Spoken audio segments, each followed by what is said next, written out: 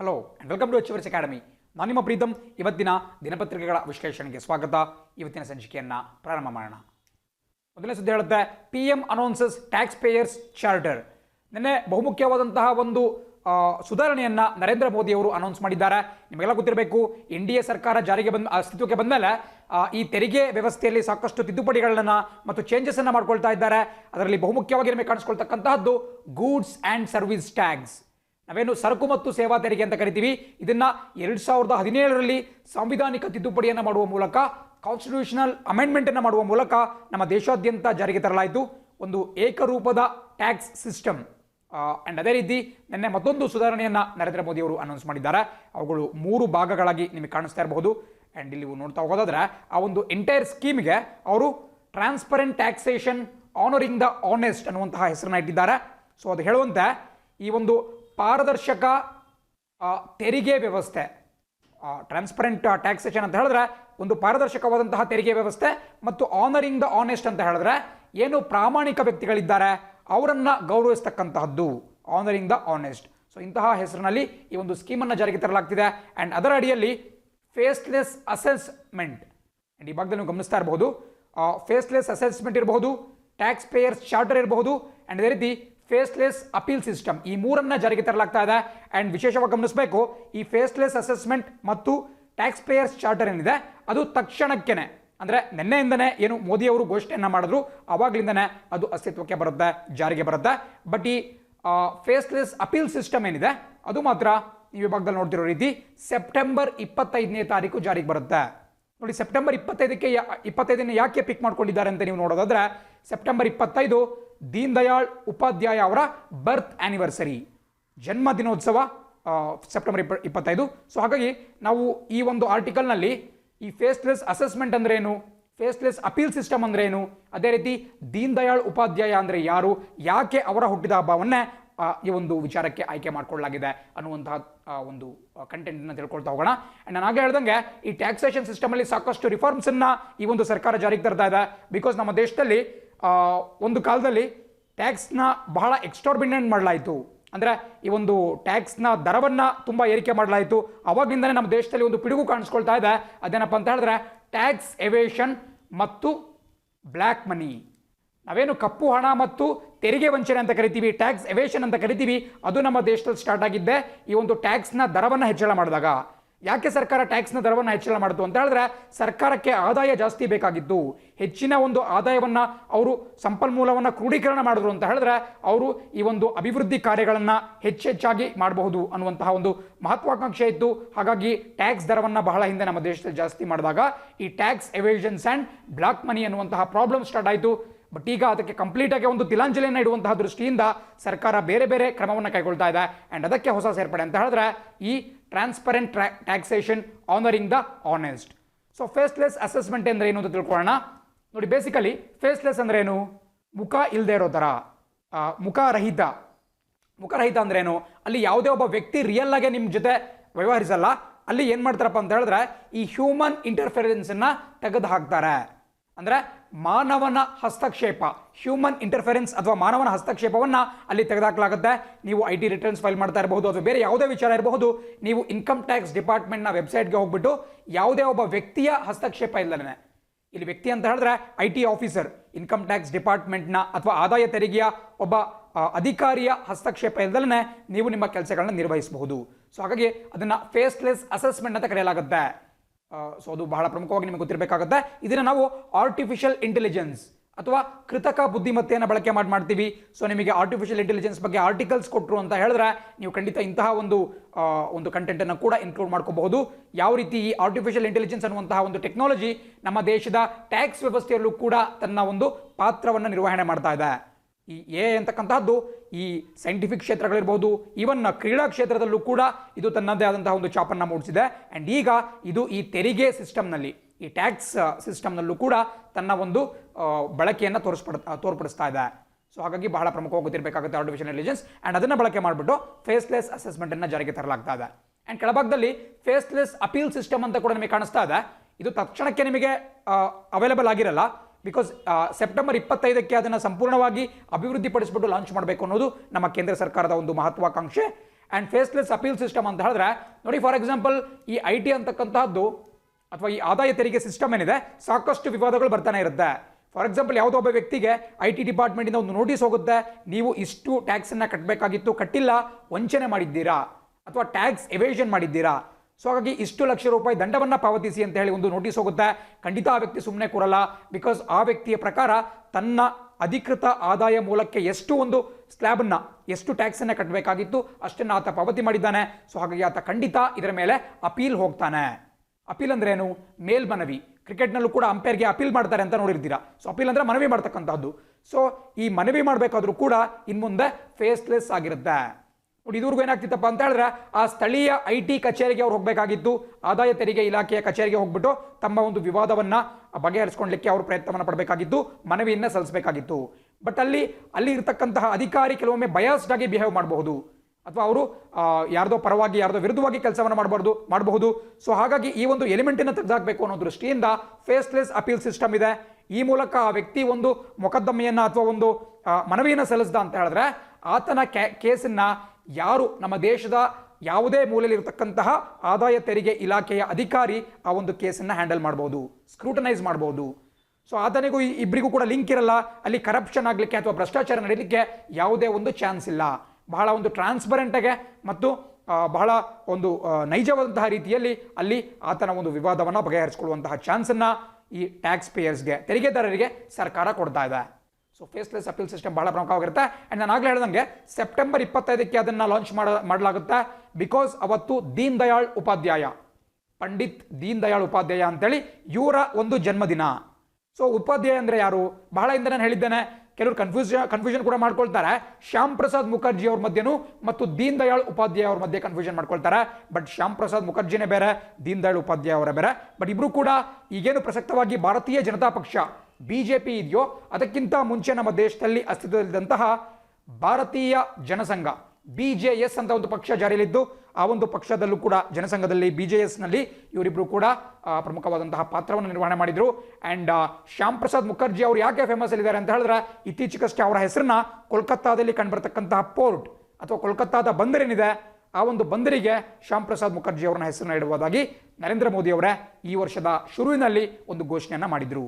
So Shyam Prasad Mukherjee ಬಹಳ ಪ್ರಮುಖವಾಗ್ತಾರೆ. And ನಮ್ಮ ದೇಶದ ಮೊಟ್ಟ ಮೊದಲ ಈ ಕೈಗಾರಿಕಾ ಮಂತ್ರಿ, ಇಂಡಸ್ಟ್ರಿ ಮಿನಿಸ್ಟರ್ ಕೂಡ ಅವರಾಗಿದ್ದರು. ಅದು ಕೂಡ ಪರೀಕ್ಷಾ ದೃಷ್ಟಿಯಿಂದ ಬಹಳ ಪ್ರಮುಖವಾಗಿ ಗೊತ್ತಿರಬೇಕಾಗುತ್ತೆ.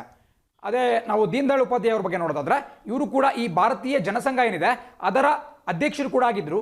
1967ರಿಂದ 1968ರಲ್ಲಿ ಅವರು ಮೃತಪಡ್ತಾರೆ. ತಾವು ಮೃತಪಡುವವರೆಗೂ ಕೂಡ ಅವರು BJSನ ಮುಖ್ಯಸ್ಥರಾಗಿದ್ದರು. ಅಷ್ಟೇ ಅಲ್ಲ, ಅವರು RSS ರಾಷ್ಟ್ರೀಯ ಸ್ವಯಂ ಸೇವಕ್ ಸಂಘ ಏನಿದೆ ಅದರ ಒಬ್ಬ ಪ್ರಮುಖ ಪ್ರಚಾರಕ್ ಆಗಿ ಕೂಡ, ಕಾರ್ಯಕರ್ತ ಆಗಿ ಕೂಡ ಕಾರ್ಯವನ್ನು ನಿರ್ವಹಣೆ ಮಾಡಿದ್ರು. ಯಾಕೆ ಇವರು ಸ್ವಲ್ಪ ಫೇಮಸ್ ಅಂತ ಹೇಳಿದ್ರೆ, 1968ಅಲ್ಲಿ ಇವರು ಭಾರತೀಯ ಜನಸಂಘದ ಅಧ್ಯಕ್ಷರಾಗಿದ್ದಂತಹ ಸಂದರ್ಭದಲ್ಲೇ ಅವರ ಸಾವು ಉಂಟಾಗುತ್ತೆ. ಇವತ್ತಿಗೂ ಕೂಡ ಕ್ಲಾರಿಟಿ ಸಿಕ್ಕಿಲ್ಲ ಅವ್ರನ್ನ ಯಾರು ಕೊಂದ್ರು, ಯಾಕೆ ಕೊಂದ್ರು, ಹೇಗೆ ಕೊಂದ್ರು ಅಂತೇಳಿ. ಬೇಸಿಕಲಿ ನಿಮಗೆ ಉತ್ತರ ಪ್ರದೇಶಲ್ಲಿ ಮುಘಲ್ ಸರಾಯ್ ನೋಟ್ ಡೌನ್ ಮಾಡ್ಕೊಳ್ಳೇಬೇಕಾಗುತ್ತೆ. ಪರೀಕ್ಷಾ ದೃಷ್ಟಿಯಿಂದ ಒಂದು ಬಹಳ ಪ್ರಮುಖವಾದಂತಹ ವಿಚಾರ. ಮುಘಲ್ ಸರಾಯ್ ಅನ್ನುವಂತಹ ಒಂದು ಸ್ಥಳ ಬರುತ್ತೆ. ಅಲ್ಲಿ ಮುಘಲ್ ಸರಾಯ್ ರೈಲ್ವೆ ಸ್ಟೇಷನ್ ಮತ್ತು ರೈಲ್ವೆ ಜಂಕ್ಷನ್ ಕಂಡು ಬರುತ್ತೆ. ಅವರು ಒಮ್ಮೆ ಪಾಟ್ನಾಗೆ ರೈಲ್ನಲ್ಲಿ ತೆರಳಬೇಕಂತ ಸಂದರ್ಭದಲ್ಲಿ ಈ ಮುಘಲ್ ಸರಾಯ್ನ ರೈಲ್ವೆ ಜಂಕ್ಷನ್ನ ಬಳಿಯಲ್ಲಿ ಅವರ ಮೃತದೇಹ ಟ್ರ್ಯಾಕ್ನ ಪಕ್ಕದಲ್ಲಿ ಬಿದ್ದಿತ್ತು, ರೈಲ್ವೆ ಟ್ರ್ಯಾಕ್ನ ಪಕ್ಕದಲ್ಲಿ. ಬಟ್ ಯಾರು ಕೊಂದ್ರು, ಯಾಕೆ ಕೊಂದ್ರು ಅಂತ ಇನ್ನೂ ಗೊತ್ತಾಗಿಲ್ಲ. ಒಬ್ಬ ಆರೋಪಿ ಭರತ್ ಲಾಲ್ ವಿರುದ್ಧ ಮೊಕದ್ದಮೆ ದಾಖಲಾಗಿದ್ದು, ಬಟ್ ಆತನೂ ಕೂಡ ಖುಲಾಸೆ ಆದ. ಸೊ ಹಾಗಾಗಿ ಇವತ್ತಿಗೂ ಕೂಡ ಸಾಕಷ್ಟು ಒಂದು ಚರ್ಚೆಗಳು ಅವರ ಸಾವಿನ ಕುರಿತು ನಡೀತಾನೆ ಇದ್ದಾವೆ.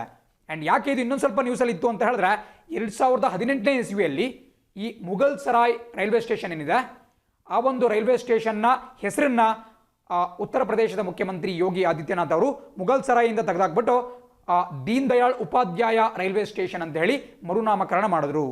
ಅಲ್ಲಿನ ಚಂದೌಲಿ ಅಂತ ಒಂದು ಡಿಸ್ಟಿಕ್ ಬರುತ್ತೆ, ಏನು UPಯಲ್ಲಿ ಬರ್ತಕ್ಕಂತಹ ಒಂದು ಜಿಲ್ಲೆ, ಆ ಜಿಲ್ಲೆಯಲ್ಲಿ ಬರ್ತಕ್ಕಂತಹ ಒಂದು ಪ್ರದೇಶ ಈ ಮುಘಲ್ ಸರಾಯ್. ಆ್ಯಂಡ್ ಅಷ್ಟೇ ಅಲ್ಲ, ಕೇವಲ ರೈಲ್ವೆ ಸ್ಟೇಷನ್ ಮಾತ್ರ ಅಲ್ಲ, ಈ ಮುಘಲ್ ಸರಾಯ್ ಅನ್ನುವಂತಹ ಸ್ಥಳ ಏನಿದೆ, ಆ ಒಂದು ನಗರ ಏನಿದೆ ಅಥವಾ ಪಟ್ಟಣ ಏನಿದೆ, ಆ ಪಟ್ಟಣದ ಹೆಸರನ್ನೇ ಪಂಡಿತ್ ದೀನ್ ದಯಾಳ್ ಉಪಾಧ್ಯಾಯ್ ನಗರ್ ಅಂತ ಹೇಳಿ ಚೇಂಜ್ ಮಾಡಲಾಯಿತು. ಕೂಡ ಅತ್ಯಂತ ಪ್ರಮುಖವಾಗಿರುತ್ತೆ, ನಿಮಗೆ ಗೊತ್ತಾಗಬೇಕು. ಆ್ಯಂಡ್ ನಾನು ಆಗಲೇನು ಶ್ಯಾಮ್ ಪ್ರಸಾದ್ ಮುಖರ್ಜಿ ಅವ್ರ ಬಗ್ಗೆ ಮಾತಾಡಿದೆ. ಇವರು ಕೂಡ ಬಹಳ ಒಂದು ಅನುಮಾನಾಸ್ಪದ ರೀತಿಯಲ್ಲಿ ಮೃತಪಟ್ಟರು. ಇವರು ಜಮ್ಮು ಕಾಶ್ಮೀರಕ್ಕೆ ಆರ್ಟಿಕಲ್ 370 ಕೊಡಬಾರ್ದು ಅಂತ ಹೇಳಿ ಅವಾಗಿನ ಸಂದರ್ಭದಲ್ಲೇ 1950ಸ್ನಲ್ಲೇ ಅವರು ಹೋರಾಟವನ್ನು ಮಾಡ್ತಿದ್ರು. ಆ್ಯಂಡ್ ಅವರ ಸಾವು ಕೂಡ ಪೊಲೀಸರ ಕಸ್ಟಡಿಯಲ್ಲಿದ್ದಾಗಲೇ ಆಗುತ್ತೆ. ಸೊ ಅದು ಕೂಡ ಇವತ್ತಿಗೂ ಕೂಡ ಒಂದು ಮಿಸ್ಟರಿ ಆಗಿ ಉಳ್ಕೊಂಡ್ಬಿಟ್ಟಿದೆ. ಸೊ ನಿಮಗೆ faceless assessment, faceless appeal system, ಜೊತೆಗೆ ಪಂಡಿತ್ ದೀನ್ ದಯಾಳ್ ಉಪಾಧ್ಯಾಯ ಅವರ ಬಗ್ಗೆ ಕೂಡ ಗೊತ್ತಿರಬೇಕಾಗುತ್ತೆ. ಆ್ಯಂಡ್ ಮುಂದಿನ ಸುದ್ದಿ ನೋಡ್ತಾ ಇದ್ದೀರಾ. ಸುದ್ದಿ ಹೇಳುತ್ತೆ, first Kuwait Airways flight lands in Mangaluru under air bubble pact. So ನಿಮಗೆ ಇಲ್ಲಿ ಏನು ಗೊತ್ತಾಗಬೇಕು ಅಂತ ಹೇಳಿದ್ರೆ, ಈ ಏರ್ ಬಬಲ್ ಪ್ಯಾಕ್ಟ್ ಅಂದರೆ ಏನು? ಯಾವಾಗಿಂದ ಪ್ರಪಂಚಾದ್ಯಂತ ಕೊರೋನಾ ವೈರಸ್ ಸ್ಪ್ರೆಡ್ ಆಗ್ತಿದೆಯೋ ಏರ್ ಬಬಲ್ ಅಂತಕ್ಕಂಥ ಒಂದು ಕಾನ್ಸೆಪ್ಟ್ ಪ್ರಪಂಚಾದ್ಯಂತ ಕಾಣಿಸ್ಕೊಳ್ತಾ ಇದೆ. ಸೊ ಬೇಸಿಕಲಿ ಏರ್ ಬಬಲ್ ಅಂದರೆ ಏನು ತಿಳ್ಕೊಂಬೋಣ. ನೋಡಿ, ಏರ್ ಬಬಲ್ ಅಂತ ಹೇಳಿದ್ರೆ ನಿಮಗೆಲ್ಲ ಗೊತ್ತಿದೆ, ಕೊರೋನಾ ವೈರಸ್ ಇರುವಂತಹ ಕಾರಣದಿಂದ ಪ್ರಪಂಚಾದ್ಯಂತ ಅಂತಾರಾಷ್ಟ್ರೀಯ ವಿಮಾನಯಾನ ಸಂಸ್ಥೆಗಳು ತಮ್ಮ ಸೇವೆಗಳನ್ನು ಸ್ಥಗಿತಗೊಳಿಸಿದ್ದಾವೆ. ಈ ಇಂಟರ್ನ್ಯಾಷನಲ್ ಏರ್ಲೈನ್ಸ್ ಏನಿದ್ದಾವೆ ಅವು ತಮ್ಮ ಒಂದು ಆಪರೇಷನ್ಸ್ ಅನ್ನು ಸ್ಟಾಪ್ ಮಾಡಿದ್ದಾವೆ, ಒಂದು ಫ್ಲೈಟ್ ಆಪರೇಷನ್ಸ್ ಅನ್ನ. ಸೊ ಹಾಗಾಗಿ ಫಾರ್ ಎಕ್ಸಾಂಪಲ್ ಕುವೈತನ್ನೇ ಎಕ್ಸಾಂಪಲ್ ತಗೋಣ. ಕುವೈತ್ ಅಂತಕ್ಕಂತಹ ಒಂದು ಕಂಟ್ರಿ ಬರುತ್ತೆ, ಒಂದು ದೇಶ ಕುವೈತ್. ಅದರ ಬಗ್ಗೆ ಸ್ವಲ್ಪ ಡೀಟೇಲ್ಸ್ ಮುಂದಿನ ಸ್ಲೈಡ್ನಲ್ಲಿ ಹೇಳ್ತೀನಿ. ಆ್ಯಂಡ್ ಅದೇ ರೀತಿ ನಮ್ಮ ಕರ್ನಾಟಕದಲ್ಲಿ ಬರ್ತಕ್ಕಂತಹ ಮಂಗಳೂರು ಅಂದರೆ ಇಂಡಿಯಾ ಅಂತಲೇ ತೊಗೊಂಬೋಣ. ಸೊ ಕುವೈತ್ ಮತ್ತು ಇಂಡಿಯಾದಲ್ಲಿ ಹಲವಾರು ಜನ ಭಾರತೀಯರು ಕುವೈತ್ನಲ್ಲಿ ಸಿಲ್ಕೊಂಡಿದ್ದಾರೆ, ಹಲವಾರು ಜನ ಕುವೈತಿ ಪ್ರಜೆಗಳು ಭಾರತದಲ್ಲಿ ಸಿಲ್ಕೊಂಡಿದ್ದಾರೆ. ಸೊ ಇಬ್ಬರನ್ನ ತಮ್ಮ ತಮ್ಮ ದೇಶಕ್ಕೆ ವಾಪಸ್ ಕಳಿಸಬೇಕು ಅಂತ ಹೇಳಿ ನಮ್ಮೆರಡು ದೇಶಗಳು ಕೂಡ ಏರ್ ಬಬಲ್ ಅನ್ನುವಂಥ ಒಂದು ಪ್ಯಾಕ್ಟನ್ನು ಮಾಡ್ಕೊಂಡಿದ್ದಾವೆ.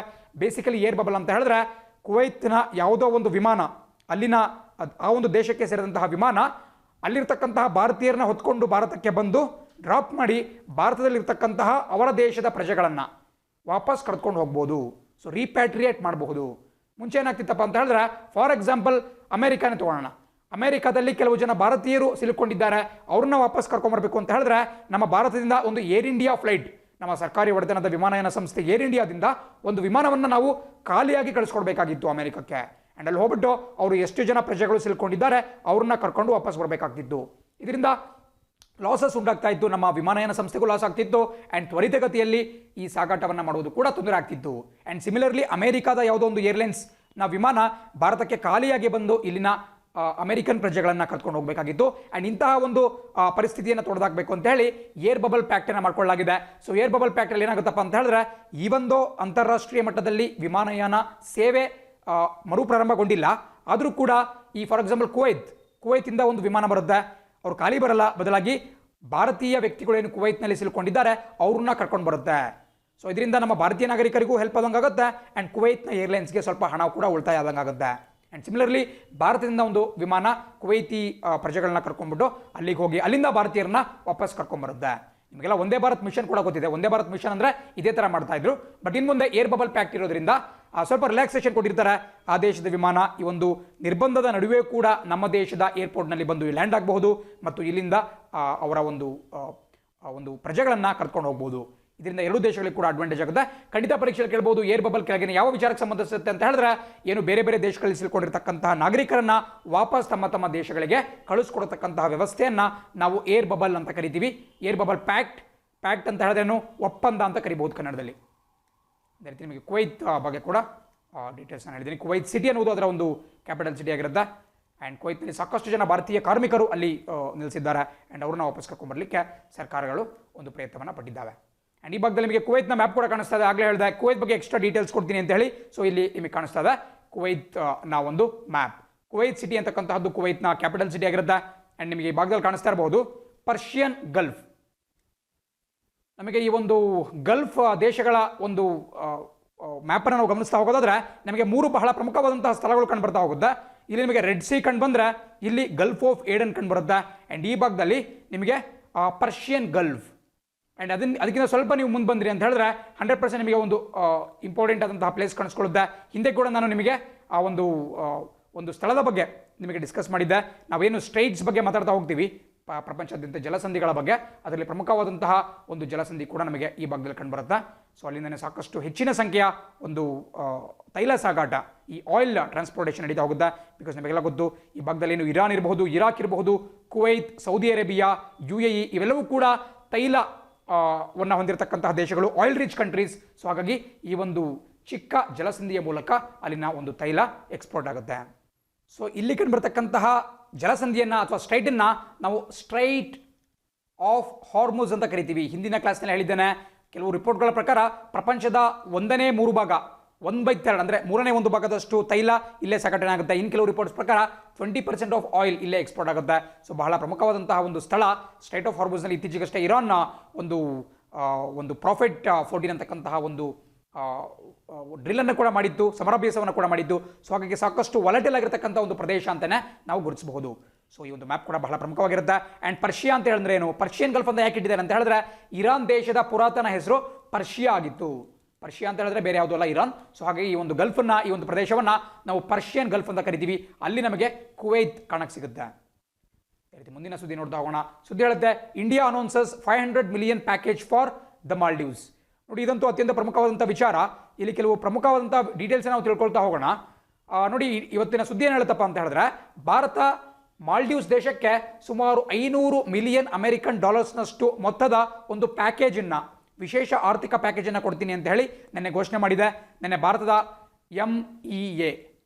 MEA ಅಂದ್ರೇನು, ನಾವೇನು ಸಿಂಪಲ್ ಆಗಿ ಫಾರಿನ್ ಮಿನಿಸ್ಟರ್ ಅಂತ ಕರಿತೀವಿ, ಅವ್ರನ್ನ ಮಿನಿಸ್ಟರ್ ಆಫ್ ಎಕ್ಸ್ಟರ್ನಲ್ ಅಫೇರ್ಸ್ ಅಂತ ಕರೀತಾರೆ.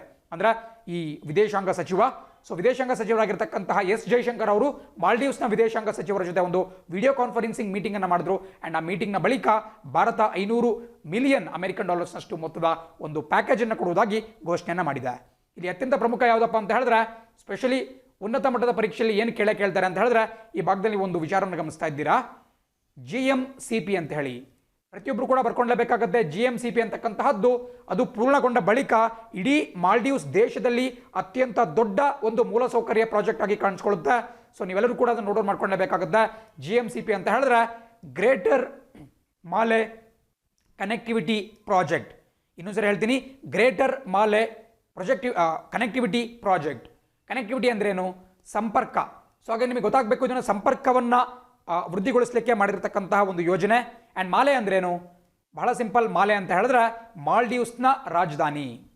ಮಾಲ್ಡೀವ್ಸ್ ನಮ್ಮ ಏಷ್ಯಾದ ಮೇನ್ಲ್ಯಾಂಡ್ ಏನು ಬರುತ್ತೆ, ನಮ್ಮ ಏಷ್ಯಾ ಖಂಡದಲ್ಲಿ ಬರ್ತಕ್ಕಂಥ ಒಂದು ಚಿಕ್ಕ ರಾಷ್ಟ್ರ, ಒಂದು ದ್ವೀಪ ರಾಷ್ಟ್ರ ಅಂತ ಕರಿಬಹುದು, ಅಥವಾ ನಾವು ಇಂಗ್ಲೀಷ್ ಅದನ್ನು ಒಂದು ಆರ್ಕಿಪೆಲಾಗೋ ಅಂತ ಕರಿಬಹುದು. ನಾನು ಹಿಂದೆ ಹೇಳಿದ್ದೇನೆ, ಪ್ರಪಂಚದ ಅತ್ಯಂತ ದೊಡ್ಡ ಆರ್ಕಿಪೆಲಾಗೋ ಅಂತ ಹೇಳಿದ್ರೆ ಇಂಡೋನೇಷಿಯಾ. ಸುಮಾರು 4,000 ಚಿಕ್ಕ ಚಿಕ್ಕ ಒಂದು ಐಲ್ಯಾಂಡ್ಗಳು, ದ್ವೀಪಗಳಿಂದ ಅದು ಮಾಡಲ್ಪಟ್ಟಿದೆ. ಸಿಮಿಲರ್ಲಿ ಈ ಮಾಲ್ಡೀವ್ಸ್ ದೇಶ ಕೂಡ ಒಂದು ಆರ್ಕಿಪೆಲಾಗೋ ಅಥವಾ ಒಂದು ದ್ವೀಪ ಸಮೂಹ ರಾಷ್ಟ್ರ. ಆ್ಯಂಡ್ ಅಲ್ಲಿ ಕನೆಕ್ಟಿವಿಟಿಯನ್ನು ಅಥವಾ ಸಂಪರ್ಕವನ್ನು ವೃದ್ಧಿಗೊಳಿಸಲಿಕ್ಕೆ ಭಾರತ ಸರ್ಕಾರ ಸಹಾಯ ಮಾಡ್ತಿದೆ. ಆ್ಯಂಡ್ ಅದಕ್ಕಾಗಿ ಸುಮಾರು $500 million ಪ್ಯಾಕೇಜನ್ನು ಕೂಡ ಕೊಡ್ತಾ ಇದೆ.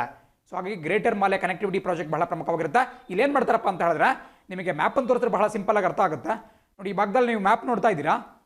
ಮಾಲ್ಡೀವ್ಸ್ ಅಂತಕ್ಕಂಥದ್ದು ಒಂದು ಚಿಕ್ಕ ರಾಷ್ಟ್ರ ಅಲ್ಲ, ಅಂದರೆ ಒಂದೇ ಕಡೆ ಇರತಕ್ಕಂತಹ ದೇಶ ಅಲ್ಲ. ಇಲ್ಲಿ ಮಾಲ್ಡೀವ್ಸ್ನ ಕ್ಯಾಪಿಟಲ್ ಸಿಟಿ ಕಂಡು ಬಂದರೆ ಇವೆಲ್ಲವೂ ಕೂಡ ಚಿಕ್ಕ ಚಿಕ್ಕ ದ್ವೀಪಗಳು. ಈ ಒಂದು ದ್ವೀಪಗಳ ಸಮೂಹ ಸೇರಿಬಿಟ್ಟು ನಿಮಗೆ ಮಾಲ್ಡೀವ್ಸ್ ದೇಶ ಆಗುತ್ತೆ. ಶ್ರೀಲಂಕಾಕ್ಕಿಂತ ಸ್ವಲ್ಪ ಕೆಳಭಾಗದಲ್ಲಿ ಕಂಡುಬರುತ್ತೆ, ನಮ್ಮ ಹಿಂದೂ ಮಹಾಸಾಗರ ಇಂಡಿಯನ್ ಓಷನ್ನಲ್ಲಿ ಕಂಡುಬರುತ್ತೆ.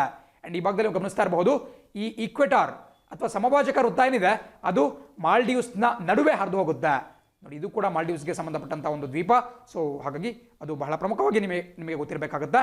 ಸೊ ಗ್ರೇಟರ್ ಮಾಲೆ ಪ್ರಾಜೆಕ್ಟ್ ಅಂತ ಹೇಳಿದ್ರೆ, ಗ್ರೇಟರ್ ಮಾಲೆ ಕನೆಕ್ಟಿವಿಟಿ ಪ್ರಾಜೆಕ್ಟ್ ಅಂತ ಹೇಳಿದ್ರೆ, ಈ ಭಾಗದಿಂದ ಬೇರೆ ಬೇರೆ ಅಕ್ಕಪಕ್ಕದಲ್ಲಿ ಏನು ದ್ವೀಪಗಳಿದ್ದಾವೆ ಅವುಗಳಿಗೆ ಈ ಒಂದು ಸಂಪರ್ಕವನ್ನು ವೃದ್ಧಿ ಮಾಡುವುದು.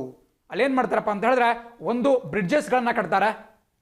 ಸ್ವಲ್ಪ ಗ್ಯಾಪ್ ಕಮ್ಮಿ ಇತ್ತು ಅಂತ ಹೇಳಿದ್ರೆ ಒಂದು ಸೇತುವೆಗಳನ್ನ, ಬ್ರಿಡ್ಜಸ್ಸನ್ನು ಕಟ್ತಾರೆ, ಇಲ್ಲ ಕಾಸ್ವೇಗಳನ್ನು ಕಟ್ತಾ ಹೋಗ್ತಾರೆ. ಕಾಸ್ವೆ ಕೇಳಿರ್ತೀರಾ, ಒಂದು ಸಿವಿಲ್ ಇಂಜಿನಿಯರಿಂಗ್ ಟರ್ಮ್. ಕಾಸ್ವೆ ಅಂತ ಹೇಳಿದ್ರೆ ಒಂದು ಮೇಲ್ದರ್ಜೆ ಅಥವಾ ಎತ್ತರಕ್ಕೇರಿಸಿರತಕ್ಕಂತಹ ಒಂದು ರಸ್ತೆ. ನೋಡಿ, ಯೂಶುವಲಾಗಿ ಕೆಲವೊಂದು ಕಡೆ ನೋಡಿರ್ತೀರಾ, ಯಾವಾಗಲೂ ಕೂಡ ವಾಟರ್ ಲಾಗ್ ಆಗುವುದು, ನೀರು ಬಂದು ಸೇರ್ತಕ್ಕಂತಹ ಜಾಗದಲ್ಲಿ ಯಾವ ರೀತಿ ಈ ಸಿವಿಲ್ ಇಂಜಿನಿಯರ್ಸ್ ಕನ್ಸ್ಟ್ರಕ್ಟ್ ಮಾಡಿರ್ತಾರಪ್ಪ ಅಂತ ಹೇಳಿದ್ರೆ, ಒಂದು ಪ್ಲಾಟ್ಫಾರ್ಮನ್ನು, ಒಂದು ಮಣ್ಣಿನ ದಿಬ್ಬವನ್ನು ಮಾಡಿರ್ತಾರೆ, ಅಥವಾ ಮಣ್ಣಿರಬಹುದು ಅಥವಾ ಗ್ರಾವೆಲ್ ಇರಬಹುದು, ಒಂದು ಹೈಟ್ ಆಗಿರ್ತಕ್ಕಂತಹ ಒಂದು ವೇಯನ್ನು ಮಾಡಿಬಿಟ್ಟು ಅದ್ರ ಮೇಲ್ಗಡೆ ರಸ್ತೆಯನ್ನು ನಿರ್ಮಾಣ ಮಾಡಿರ್ತಾರೆ. ಬೆಸ್ಟ್ ಎಕ್ಸಾಂಪಲ್ ಅಂತ ಹೇಳಿದ್ರೆ ರೈಲ್ವೆ ಟ್ರ್ಯಾಕ್ಸಲ್ಲೂ ಕೂಡ ಅಕ್ಕಪಕ್ಕದ ಜಾಗ ಎಷ್ಟೇ ಕೆಳಗಡೆ ಇರಲಿ, ಆ ರೈಲ್ವೆ ಹಳಿಗಳು ಹೋಗ್ತಕ್ಕಂತಹ ಜಾಗವನ್ನು ಮಾತ್ರ ಮೇಲೆ ಕೇರಿಸಿರ್ತಾರೆ, ಎಲಿವೇಟ್ ಮಾಡಿರ್ತಾರೆ. ಆ್ಯಂಡ್ ಅದ್ರ ಮೇಲ್ಗಡೆ ರೈಲ್ವೆ ಹಳಿಗಳನ್ನು ಹಾಕಿರ್ತಾರೆ. ಸೊ ಸಿಮಿಲರ್ ಆದಂತಹ ಕಾಸ್ವೇಗಳನ್ನು ಮಾಡಲಾಗುತ್ತೆ ಎಲ್ಲಿ ಸ್ವಲ್ಪ ಕಡಿಮೆ ಒಂದು ಆಳದ ನೀರಿರುತ್ತೋ. ಆ್ಯಂಡ್ ಈ ಮೂಲಕ ಅಕ್ಕಪಕ್ಕದ ದ್ವೀಪಗಳೊಂದಿಗೆ ಮಾಲೆ, ಅಲ್ಲಿನ ಒಂದು ರಾಜಧಾನಿಗೆ ಕನೆಕ್ಟಿವಿಟಿಯನ್ನು ವೃದ್ಧಿಗೊಳಿಸಲಿಕ್ಕೆ ಪ್ರಯತ್ನ ಪಡಲಾಗುತ್ತೆ. ನೀವು ಕೇಳ್ಬೋದು, ಏನು ಲಾಜಿಕ್ ಇದು, ಇದನ್ನು ಮಾಡೋದ್ರಿಂದ ಏನು ಬೆನಿಫಿಟ್ ಇದೆ ಅಂತ ಕೇಳ್ಬೋದು. ಒಂದು ವಿಚಾರ ನೆನಪಿಟ್ಕೊಳ್ಳಿ, ಮಾಲೆ ನಗರ ಆಲ್ರೆಡಿ ಅತ್ಯಂತ ಹೆಚ್ಚು ಜನನಿಬಿಡವನ್ನು ಹೊಂದಿದೆ, ತುಂಬ ಜನ ಅಲ್ಲಿದ್ದಾರೆ. ಸೊ ಒಂದು ವೇಳೆ ಅಕ್ಕಪಕ್ಕದ ದ್ವೀಪಗಳಿಗೆ ಕನೆಕ್ಟಿವಿಟಿನ ಇನ್ಕ್ರೀಸ್ ಮಾಡಿದ್ರಿ ಅಂತ ಹೇಳಿದ್ರೆ, ಜನ ಮಾಲೆ ಅನ್ನುವಂತಹ ನಗರವನ್ನು ಬಿಟ್ಟು ಬೇರೆ ನಗರದಲ್ಲೂ ಕೂಡ ನೆಲೆಸಲಿಕ್ಕೆ ಪ್ರಯತ್ನವನ್ನು ಪಡ್ತಾರೆ. ಬಿಕಾಸ್ ಈಗ ಏನಕ್ಕೆ ಪ್ರಾಬ್ಲಮ್ ಆಗ್ತಿದೆ ಅಂತ ಹೇಳಿದ್ರೆ, ಅವ್ರು ಬೇರೆ ದ್ವೀಪಗಳಿಗೆ ಹೋಗಬೇಕು ಅಂತ ಹೇಳಿದ್ರೆ ಬೋಟ್ಗಳನ್ನು, ಹಡಗುಗಳನ್ನ ಆಶ್ರಯಿಸಬೇಕಾಗುತ್ತೆ. ಸೊ ಹಾಗಾಗಿ ಪ್ರತಿಯೊಬ್ಬರು ಕೂಡ ಮಾಲೆಯಲ್ಲೇ ಇರಬೇಕು ಅಂತ ಪ್ರಯತ್ನ ಪಡ್ತಾರೆ. ಬಟ್ ಹೀಗಾಗಿ ಅಲ್ಲಿ ಕಮರ್ಷಿಯಲ್ ಪರ್ಪಸ್ಗಾಗಿರ್ಬೋದು, ರೆಸಿಡೆನ್ಷಿಯಲ್ ಪರ್ಪಸ್ಗಾಗಿರ್ಬೋದು ಜಾಗದ ಕೊರತೆ ಉಂಟಾಗ್ತಿದೆ. ಸೊ ಆ ಒಂದು ಪ್ರೆಷರನ್ನು ರಿಲೀವ್ ಮಾಡಿಬಿಟ್ಟು ಅಕ್ಕಪಕ್ಕದ ಕಡಿಮೆ ಮತ್ತು ವಿರಳ ಜನಸಂಖ್ಯೆ ಇರತಕ್ಕಂತಹ ದ್ವೀಪಗಳಿಗೆ ಜನರನ್ನು ಸ್ಥಳಾಂತರ ಮಾಡಲಿಕ್ಕೆ ಒಂದು ಉತ್ತೇಜನ ಕೊಟ್ಟರೆ ಮಾಲೆ ನಗರದ ಮೇಲೆ ಒಂದು ಸ್ವಲ್ಪ ಬರ್ಡನ್ ಕಮ್ಮಿ ಆಗುತ್ತೆ ಮತ್ತು ಆ ಒಂದು ಮಾಲ್ಡೀವ್ಸ್ನ ಆಡಳಿತ ದೃಷ್ಟಿಯಿಂದ ಇಂತಹ ಕನೆಕ್ಟಿವಿಟಿ ಬಹಳ ಅವಶ್ಯಕತೆ ಇದೆ. ಸೊ ಹಾಗಾಗಿ ಈ ಮಾಲ್ಡೀವ್ಸ್ ದೇಶದ ಪರಮಾಪ್ತ ದೇಶವಾಗಿರ್ತಕ್ಕಂತಹ ಭಾರತ ಈ ಒಂದು ಯೋಜನೆಗೆ ಈ ಒಂದು ಸಹಾಯವನ್ನು ಮಾಡ್ತಾ ಇದೆ. ಬಿಕಾಸ್ ನಿಮಗೆಲ್ಲ ಗೊತ್ತಿರಬೇಕು, ನೀವು ಕೇಳಬಹುದು ಮಾಲ್ಡೀವ್ಸ್ ಬಹಳ ಚಿಕ್ಕ ದೇಶ, ಭಾರತೀಯ ಉತ್ಪನ್ನಗಳಿಗೆ ಅಲ್ಲಿನ ದೊಡ್ಡ ಮಾರುಕಟ್ಟೆ ಇಲ್ಲ, ಅಥವಾ ಅವರೇನೋ ಬಹಳ ದೊಡ್ಡ ಉಪಕಾರವನ್ನು ಭಾರತಕ್ಕೆ ಮಾಡ್ತಿಲ್ಲ, ಆದರೂ ಕೂಡ ಯಾಕೆ ಭಾರತ ಅವರಿಗೆ ಇಷ್ಟೊಂದು ಸಹಾಯವನ್ನು ಮಾಡ್ತಿದೆ, ಇಷ್ಟೊಂದು ಕೋಟ್ಯಾಂತರ ರೂಪಾಯಿ ಅಂತ ನೀವು ಕೇಳಬಹುದು.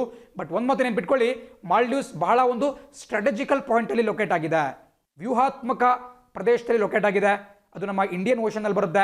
ಒಂದು ವೇಳೆ ಅದು ಚೀನಾ ಜೊತೆಗೆ ಫ್ರೆಂಡ್ಶಿಪ್ನ ಬೆಳೆಸ್ಕೊಂತು ಅಂತ ಹೇಳಿದ್ರೆ ಚೀನಾ ಅಲ್ಲಿ ಒಂದು ಆರ್ಮಿ ಬೇಸನ್ನು ಇಟ್ಕೊಳ್ಳುತ್ತೆ.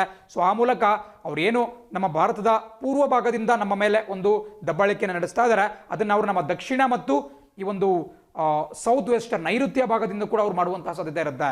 ಸೊ ಹಾಗಾಗಿ ಮಾಲ್ಡೀವ್ಸ್ ಇರಬಹುದು, ಶ್ರೀಲಂಕಾ ಇರಬಹುದು, ಆ್ಯಂಡ್ ಚಿಕ್ಕ ಪುಟ್ಟ ದೇಶಗಳು ಇವುಗಳನ್ನ ಓಲೈಸ್ತಕ್ಕಂತಹದ್ದು ಭಾರತಕ್ಕೆ ಬಹಳ ಪ್ರಮುಖವಾಗಿರುತ್ತೆ.